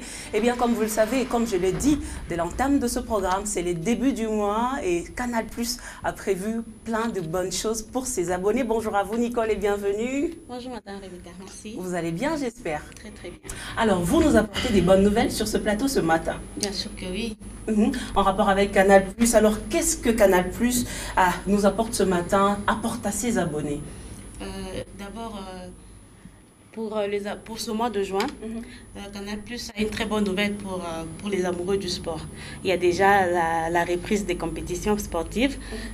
Dès le 11 juin, il y a la reprise de la Liga. Le 17 juin, il y a la reprise de la Première Ligue. Et le 23 juin, il y a la reprise de la Série A. Ça, c'est pour le mois de juin. Alors, le coronavirus, nous sommes pendant cette crise de corona. Canal+ a décidé aussi d'accompagner ses abonnés pendant cette période. Bien sûr que oui, avec de bonus, le bonus sur le réabonnement. Si vous venez vous réabonner avant votre échéance... Ça continue? Oui, ça continue.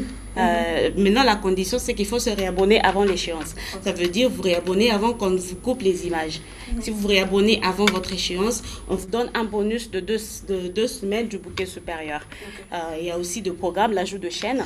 Canal+ a ajouté plusieurs chaînes. Il a la chaîne telle que AB1. AB1, c'est une chaîne de sport, une chaîne des anciennes séries américaines. Il y a la série telle que Xena la guerrière. Je ne sais pas si tu connais la série. Alain, tu te rappelles de cette série? Oui. Avec Gabriella et tout le monde. Effectivement, oui. Ça passe sur la nouvelle chaîne AB1. Ouais. Il y a une chaîne telle que Crime District. C'est une chaîne qui parle enfin, je peux dire des enquêtes. Les enquêtes policières, le crime, donc des faits réels, quoi. Il y a une chaîne telle que... Il y a une autre chaîne comme Animaux, c'est aussi parmi les nouvelles chaînes que Canal+ a ajoutées. C'est sur les animaux sauvages comme domestiques. Oui. Alors, comment se réabonner? Le réabonnement, c'est très simple. Vous pouvez vous réabonner, vous pouvez faire le réabonnement mobile, tout comme vous pouvez vous réabonner à une boutique près de chez vous. Mais le réabonnement mobile, c'est plus facile parce que là, tu n'as pas besoin de te déplacer. Avec ton téléphone, tu peux te réabonner via Airtel Money, M-Pesa, Orange Money. Il suffit juste de faire la syntaxe à étoile 501 dièse, ça c'est avec Airtel Money.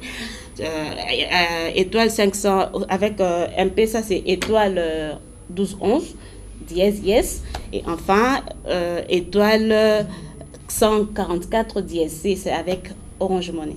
Merci à vous pour votre participation. Alors, un mot adressé à tous les téléspectateurs qui vous suivent en ce moment.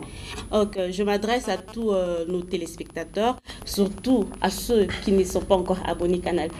Venez vous réabonner, venez vous procurez-vous de l'équipement Canal+.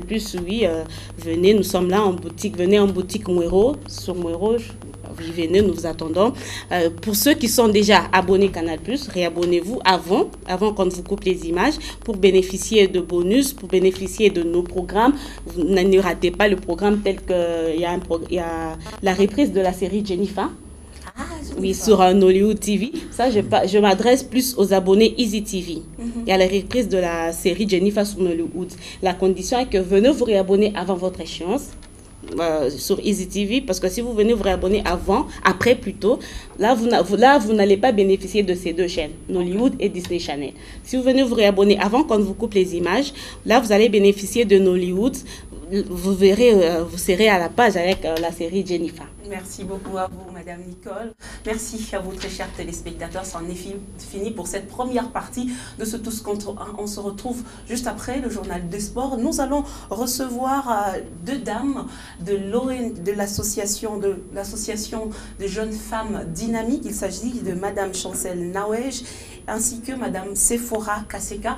Avec elle, nous allons parler de cette grande sensibilisation contre le coronavirus. Eh bien, elles ont lancé une récolte des fonds pour pouvoir participer aussi à cette sensibilisation. On se retrouve dans quelques minutes pour en parler. Merci.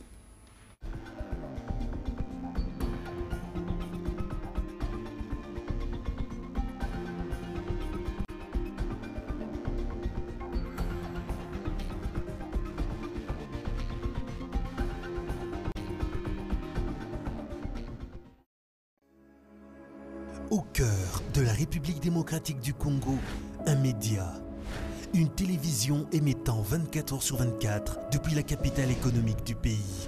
Un support, reflet du quotidien d'un peuple, d'une culture et de toute une civilisation, depuis des générations.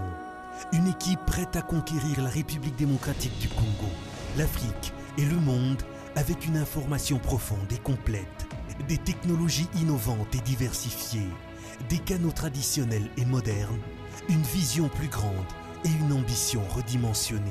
Sortir des sentiers battus, innover, tracer la route vers un objectif idéal, devenir le reflet d'un pays de tous les talents, toutes les énergies, toutes les intelligences et tous les potentiels.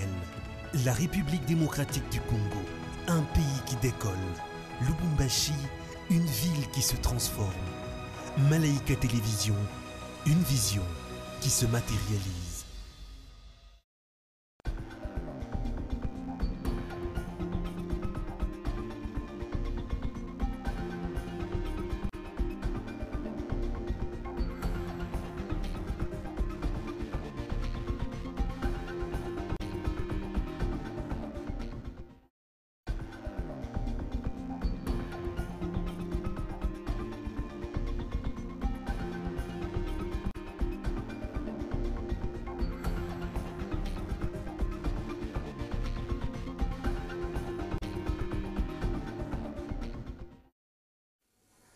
Merci donc à vous tous qui nous rejoignez sur Malaika Télévision dans Tous contre 1. Et donc nous poursuivons avec cette dernière partie. Et bien dans la première partie, nous avons parlé de la gestion des militants de l'UDPS, comment cette dernière s'est faite.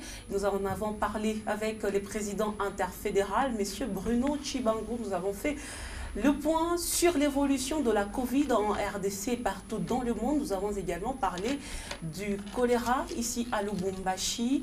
Eh bien, il faut observer les mesures barrières. Et nous allons poursuivre en cette deuxième partie. Nous allons parler du changement. Et le changement de ce matin nous parle de comment démêler le faux du vrai. L'intox sur les réseaux sociaux, on en parle avec vous, Alain Bayongwa. Mais recevons d'abord nos invités. Il s'agit de l'association de jeunes femmes dynamiques. Eh bien, elles sont là pour nous parler de leur collecte de fonds pour la sensibilisation contre le Covid. Alors, il s'agit de Madame Sephora. Bonjour et bienvenue. Bonjour Madame. Vous allez bien? Très bien, merci. Bonjour à vous, Chancel. Bonjour Madame. Bienvenue sur ce plateau de Tous contre 1. Merci. Alors, on va commencer avec l'intox sur les réseaux sociaux. Alain Bayongwa, comment savoir que cette information, elle est vraie ou elle est fausse? Déjà que dans les styles journalistiques, on nous avait appris comment diffuser une information. Il faudrait se référer aux 4 questions. Qui a fait qui, quoi, quand et où. Voilà. Si dans une information ou dans une publication, vous arrivez à déceler ces 4 éléments, 4 questions, c'est que évidemment l'information peut paraître rédigée par un professionnel. Aujourd'hui, nous avons ce qu'on appelle le journalisme citoyen. C'est n'importe qui ramasse n'importe quoi, les balance sur Internet, et du coup, ça fait partie, on pense que c'est une information. Or, cela n'est pas un organe officiel qui permet de diffuser une information. Nous avons des canaux de communication, les médias, les journaux. Donc, bon, les journaux font partie des médias. Donc, la télévision, la radio, la presse imprimée, donc les journaux. Ce sont là les canaux officiels qui permettent de diffuser une information. Aujourd'hui, on ne peut pas refuser. Il est sans doute que il est admis que également les réseaux sociaux font partie des médias, mais qui ne sont pas officiels, qui sont, on appelle les journalismes citoyens. WhatsApp, YouTube, Facebook et autres, qui diffusent à une vitesse de la lumière l'information qui parvient à un grand monde au même moment, à la seconde près. Et dans ce sens, n'importe qui ramasserait une information de n'importe où et la publie. Bon, déjà que et cette information peut ou n'est pas être vraie. Elle peut ne pas être vraie. Parce que, comme elle peut ou n'est pas être fausse. Bien de fois, ce sont des fausses informations. Parce qu'elle n'est pas passée par la censure, elle n'est pas passée par une structure normale pour être dite, pour être ordonnée ou encore qualifiée d'information ou pas. Et du coup, on tombe dans les mensonges, dans les illusions, dans ce qu'on appelle l'intox. L'intox, ça signifie l'intoxication. Donc une information qui nuit, qui peut nuire à la sensibilité, qui peut nuire à la paix publique, qui peut nuire même à l'ordre public. Et dans ce sens-là, les réseaux sociaux s'en mêlent et mon ami, l'ami de mon ami, l'ami de l'ami de mon ami, tout le monde déjà est informé à la seconde où l'information est publiée. Alors, comment, cette fois-là, déceler le vrai du faux? La question semble fondamentale. Si quelqu'un publie une information sur Internet, pendant que ce n'est pas encore officiel, c'est que cette information ne peut pas être encore considérée comme vraie. Vous comprenez? Et je vous donne un petit exemple. Voilà, il y a eu un corps sans vie. Bon, actuellement, on peut parler des choses qui sont vraies. Coronavirus, telle personne ou tel ministre serait atteint de coronavirus. Moi, je parle de serait parce que dans le conditionnel, ce n'est pas évident. Bon, est-ce que cette personne qui publie cette information, il était proche de la victime, soi-disant, de coronavirus? Est-ce que... Elle est de l'équipe de riposte? Est-ce qu'elle est de l'équipe de riposte? Est-ce qu'elle est membre de famille? Vous voyez, toutes ces questions, il faut se les poser. Si cette personne n'est ni d'Adam ni d'Ève, membre de famille, ou proche de celui qu'on a soupçonne être atteint de coronavirus, donc cette information, ipso facto, tombe dans le faux. Elle devient de l'intox. Vous comprenez? On nous a appris qu'à Colosie, il y avait coronavirus. On nous a même montré les images. Sur Internet, est-ce pour autant qu'il faut dire que cette information était vraie? Elle n'était pas vraie, c'était simplement de l'intoxication. Et donc, l'intoxication peut amener à la révolte si vous n'êtes pas vraiment souple. Vous ne gérez pas bien cela. Elle peut amener également à des troubles, à des sensations, à des inquiétudes, à la psychose même. Oh non, mais si tel est atteint de coronavirus, c'est que c'est vrai, on vient de publier ça sur Internet, l'autre a commenté, l'autre a révélé l'information. Et du coup, on va plonger la population dans une sorte d'émoi populaire. On ne sait plus comment s'extirper de la situation. Vous voyez? Alors, le danger se situe au niveau où c'est n'importe qui publie n'importe quoi. Peut-être au nom de cette fameuse liberté d'expression, liberté de publication, la presse, on ne peut plus empêcher, on ne peut plus bloquer, on ne peut plus freiner Internet. Et du coup, tout le monde est informé. Aujourd'hui, avec les réseaux sociaux, tout le monde est avocat, tout le monde est journaliste, tout le monde est juge, tout le monde est enquêteur. Et c'est parfois difficile de savoir qui dit vrai et qui ne dit pas la vérité, Alain. Voilà. Évidemment, même nos médias, les médias que nous sommes soumis à ce qu'on appelle la ligne éditoriale. Nous ne devons pas aller au-delà de la ligne qui nous est prescrite, qui nous est tracée. Donc, diffusez votre information suivant telle logique. C'est ça la ligne éditoriale. N'allez pas en dehors de cela. Notamment des chaînes apolitiques. C'est pourquoi il y a des chaînes chrétiennes, il y a des chaînes généralistes comme la nôtre. Nous diffusons tout. Vous comprenez? Et dans ce sens, même au sein de nos chaînes, il y a des services habilités à surveiller cette information-là. On appelle la censure. Mais si cette information, elle est censurée, même les journalistes qui vont sur le terrain, avant de publier son information, quand bien même il est journaliste de Malaika, il soumet son papier à la censure. Et si cette censure n'est pas là, même au moins au rédacteur en chef, au secrétaire des rédacteurs, vous voyez, c'est toute une structure. Mais l'Internet n'en est pas le cas. L'Internet, c'est n'importe qui dans sa chambre peut publier n'importe quoi, peut monter des photos, il est balancé sur Internet tout du coup, et le monde entier est informé d'une fausse information, curieusement. Oui. Alors, Patient Baraka, comment réagir face à toutes les informations qu'on peut lire sur les réseaux sociaux, surtout, où on tombe sur tout et n'importe quoi, et on ne sait pas vraiment comment déceler le vrai du veau? C'est franchement un problème qui perdure encore davantage, surtout lorsqu'on parle de réseaux sociaux d'une manière générale, c'est qu'il n'y a personne qui peut réguler ces réseaux. Et donc la responsabilité revient d'abord à tous les internautes et même ces personnes qui tout de suite arrivent à la désinformation, qui est aussi une technique de communication qui vise simplement à tromper l'opinion publique. Alors, qu'est-ce qui doit être fait? Comme Alain l'a souligné, lorsque nous allons dans les jargons journalistiques, on nous dit qu'il y a 3 grandes étapes à suivre, à respecter. Il y a la collecte de l'information, il y a le traitement de l'information et la diffusion de l'information. Mais cependant qu'il y a des organes de presse, il y a des médias traditionnels, notamment il y a la presse officielle qui normalement est censée donner l'information. En rapport justement avec l'actualité au niveau du pays. Mais si c'est quelqu'un qui se met en train de raconter une histoire ou encore une situation qu'il pense, et puis voilà pour, je sais pas, les scoops, on baigne dans la sensation complètement. On ne respecte pas la logique de l'information d'une manière générale. Et donc, la responsabilité revient à nous. Qu'est-ce que nous publions? Le pourquoi nous le faisons? Et comment alerter tout un public, par exemple les réseaux sociaux? Vous dites par exemple qu'il y a un cas de coronavirus qui a été déclaré sur l'avenir du 30 juin. Vous n'avez pas de preuves. Nous, journalistes, qu'est-ce que nous faisons? On n'est pas médecins. Quand il s'agit d'une question médicale, nous nous référons à une personne médicale qui nous donne les informations précises. Et après, maintenant, comme Alain l'a souligné aussi, la censure nous permet tout simplement de nous rassurer. Si la source elle est bonne, si la source elle est mauvaise, eh ben, on déclasse l'information. On cherche maintenant la vraie information qu'il faut pour le public. Et donc, c'est une question qui relève de la responsabilité de tout le monde. En tout cas, en Chine, c'est difficile que les informations soient publiées par un internaute.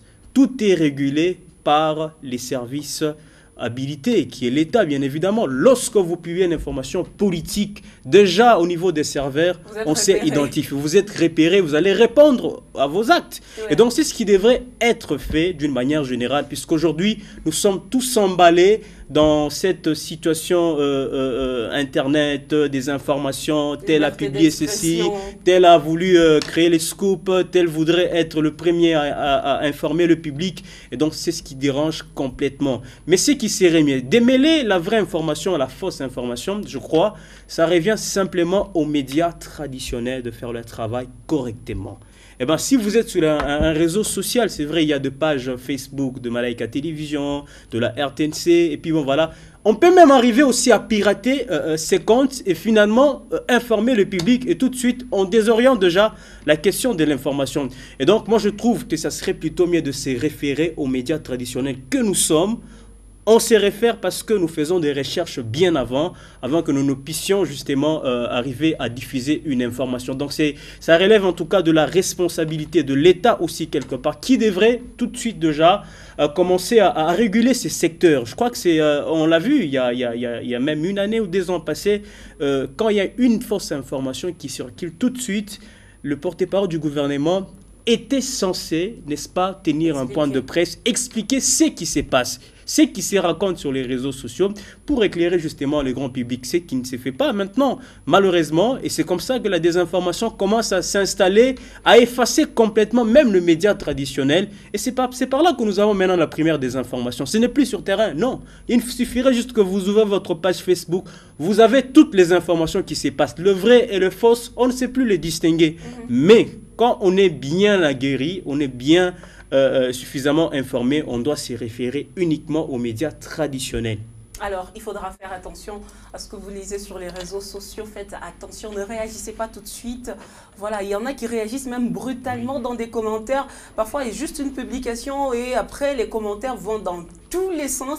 Alors, il faut vraiment faire très, très attention. Voilà, je vais donner un petit détail, c'est que il peut arriver que même nous, journalistes, nous publions des informations sur nos comptes Facebook. Des informations qui peuvent ou ne pas être vraies. Ces informations peuvent ou ne pas être vraies. Vous voyez, parce que ce n'est pas passé par le canal ou les canaux officiels. C'est sur mon compte privé. Je peux déclarer ce que je veux sur mon compte privé. Et du coup, il y en a de nos confrères qui aiment tomber dans ce qu'on appelle le sensationnalisme. Donc, au lieu de verser dans l'officiel, dans le réel, on tombe dans le sensationnel.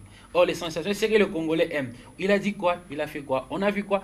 Vous voyez les images qui circulent, les photos, les vidéos. Et donc, si vous n'avez pas une perspicacité de comprendre et de discerner certaines informations, les vraies, les fausses, c'est que finalement, vous allez aussi tomber dans le sensationnel.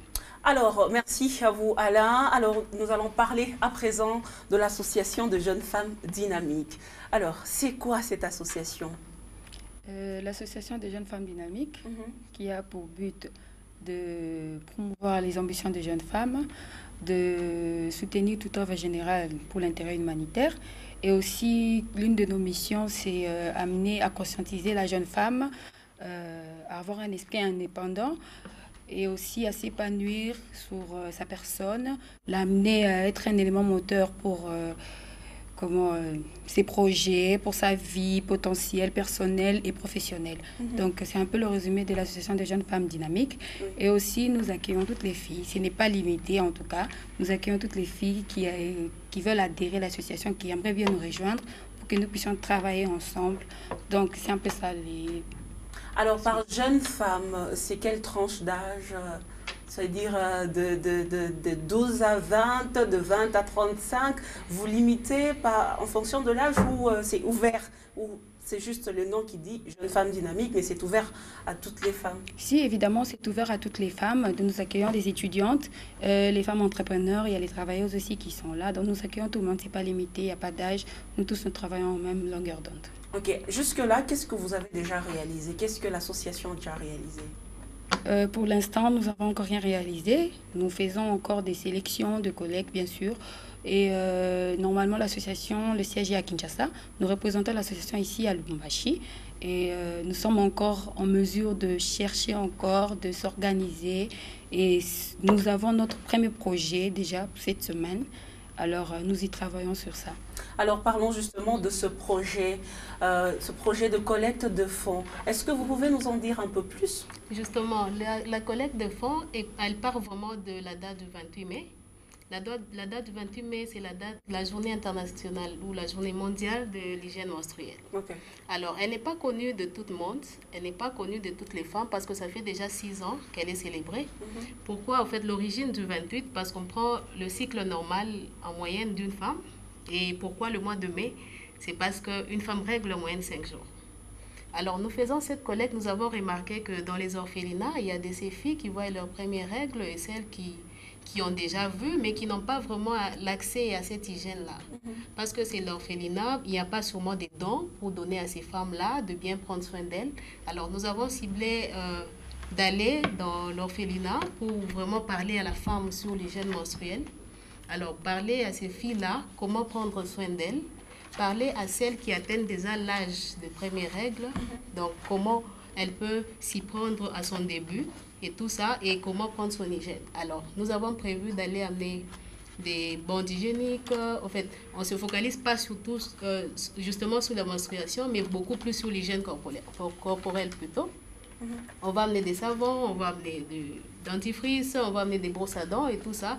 Nous continuons à faire la collecte. Il y en a qui ont contribué avec quelque chose en nature et quelque chose aussi en espèces. Alors, comment on fait pour contribuer? Comment vous faites votre collecte? Vous descendez dans des lieux publics, vous organisez des activités pour pouvoir collecter, ou c'est via des réseaux de communication et tout ça? Avec la situation actuelle, on ne peut pas aller dans les lieux publics déjà. Alors, c'est juste via les réseaux sociaux. Okay. On partage sur les statuts WhatsApp, on approche d'abord nos connaissances. La plupart des personnes qui ont contribué, ce sont nos connaissances. Ça peut être une entreprise, mais la personne peut dire n'a pas besoin de publicité, elle voulait juste donner, qu'on puisse donner, n'a pas besoin d'être connue et tout ça. Alors, entre nous aussi également dans l'association, on s'est dit de mettre quelque chose pour pouvoir mener à bon. Alors, c'est vraiment ouvert à tout le monde. C'est lui qui veut contribuer avec quelque chose. Nous avons nos petites caisses qu'on circule avec et tout. Avant de descendre dans l'orphelinat, nous allons casser pour prendre ce qu'il y a dedans et acheter vraiment ce qu'il y a le nécessaire sur la liste pour les filles. Alors, vous collectez de l'argent ou seulement les produits dont vous avez besoin, donc les bandes hygiéniques, désinfectants et dentifrice et autres? Non, nous collectionnons les deux, en nature et aussi en numéraire. Donc la petite caisse, c'est pour l'argent et puis bon, c'est lui qui a quelque chose, il nous donne. Les bandes hygiéniques, le papier hygiénique et tout ça, des tiges coton, de dentifrice, des brosses à dents, savon pour le bain et tout ça. Tout ça, on prend. Alors, comment entrer en contact avec vous? Nous sommes représentés sur la chaussée Laurent-Désiré Kabila, au niveau de la boutique La Grâce. Au premier niveau, là, nous avons un bureau de représentation, donc en face de l'ancienne banque centrale. Les gens peuvent venir là-bas pour déposer ce qu'ils ont, ou soit nous contacter à travers le téléphone, où la plupart des personnes donnent déjà leur contribution via Airtel Money. Alors, à ajouter? Oui, nous avons prévu la descente pour le 6 juin, pour ce samedi. Alors, toute cette semaine, nous récoltons tout, en espèces ou en nature. Tout, nous récoltons. Et ceux qui veulent adhérer, il y a le numéro de l'association qui est là. Il y a aussi notre siège, elle a donné l'adresse. Au cas où ils auront besoin de nous, vous pouvez nous contacter sur le numéro RTL et la contacter elle. Alors vous pouvez donner le numéro, comme ça ceux-là qui suivent pourront peut-être vous contacter après l'émission. Oui, d'accord. Le numéro c'est 097 52 44 078. 097 52 44 078. Un autre numéro? Oui, il y a aussi le numéro orange 089 84 85 83 8. Donc on peut vous contacter via ce numéro ou vous faire parvenir de fonds via ce numéro-là. Oui. Alors vous pouvez nous rappeler l'adresse de votre bureau? Oui, l'adresse est sur chaussée Laurent Désiré Kabila, juste en face de l'ancienne banque centrale. Il y a une boutique La Grâce comme référence et puis il faut prendre le premier niveau. Oui. Alors un message à adresser encore une fois à nos téléspectateurs, sensibiliser pour qu'ils puissent contribuer. Alors vous pouvez le lancer. Alors nous avons organisé ce projet d'abord pour soutenir ces enfants en ces temps de difficultés de Covid-19. Nous allons aussi leur expliquer comment utiliser certaines choses qu'ils ne savent pas. En tout cas, nous sollicitons à ce que nous puissions avancer dans ce projet, que la descente se fasse avec tout le respect. Merci beaucoup. Oui. Alors, sur le net, c'est tout de suite avec vous, Patient Baraka. On va voir déjà quelques publications des hommes politiques, mais aussi de chaînes de télévision qui publient les informations. On va y aller déjà avec le tout premier tweet. Top Congo FM, justice appelle à la réouverture du procès Etchebea 10 ans, jour pour jour, après son assassinat.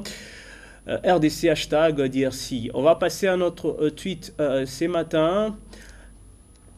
Il s'appelle Prof Bahati Lukwebo. Laissons à la justice de dire le droit, la politique des mensonges, des intrigues, des tricheries, des arnaques, de vols, des haines et de jalousie doit être prohibée. Tout le monde connaît la vérité sur la FDCA, même aux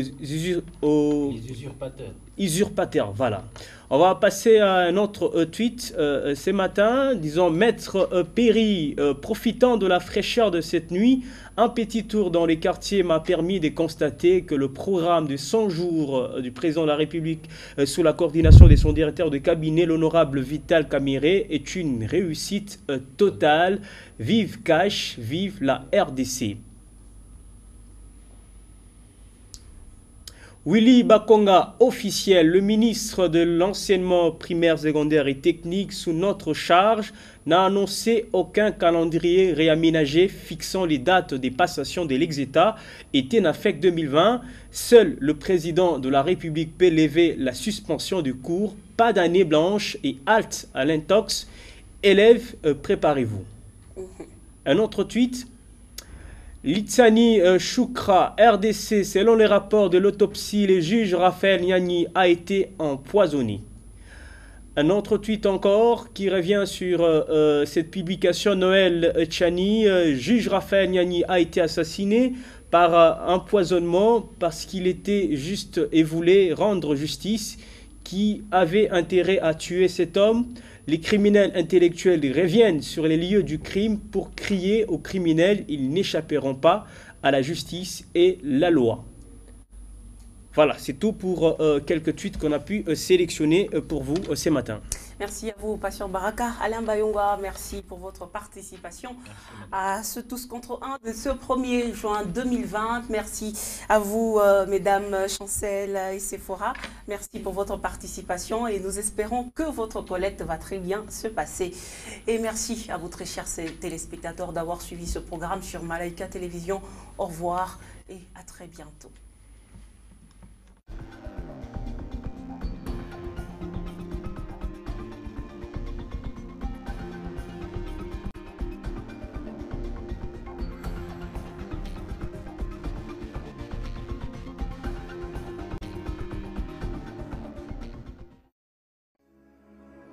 Au cœur de la République démocratique du Congo, un média, une télévision émettant 24 heures sur 24 depuis la capitale économique du pays. Un support, reflet du quotidien d'un peuple, d'une culture et de toute une civilisation depuis des générations. Une équipe prête à conquérir la République démocratique du Congo, l'Afrique et le monde avec une information profonde et complète. Des technologies innovantes et diversifiées, Des canaux traditionnels et modernes, une vision plus grande et une ambition redimensionnée. Sortir des sentiers battus, innover, tracer la route vers un objectif idéal. Devenir le reflet d'un pays de tous les talents, toutes les énergies, toutes les intelligences et tous les potentiels. La République démocratique du Congo, un pays qui décolle. Lubumbashi, une ville qui se transforme. Malaika Télévision, une vision qui se matérialise.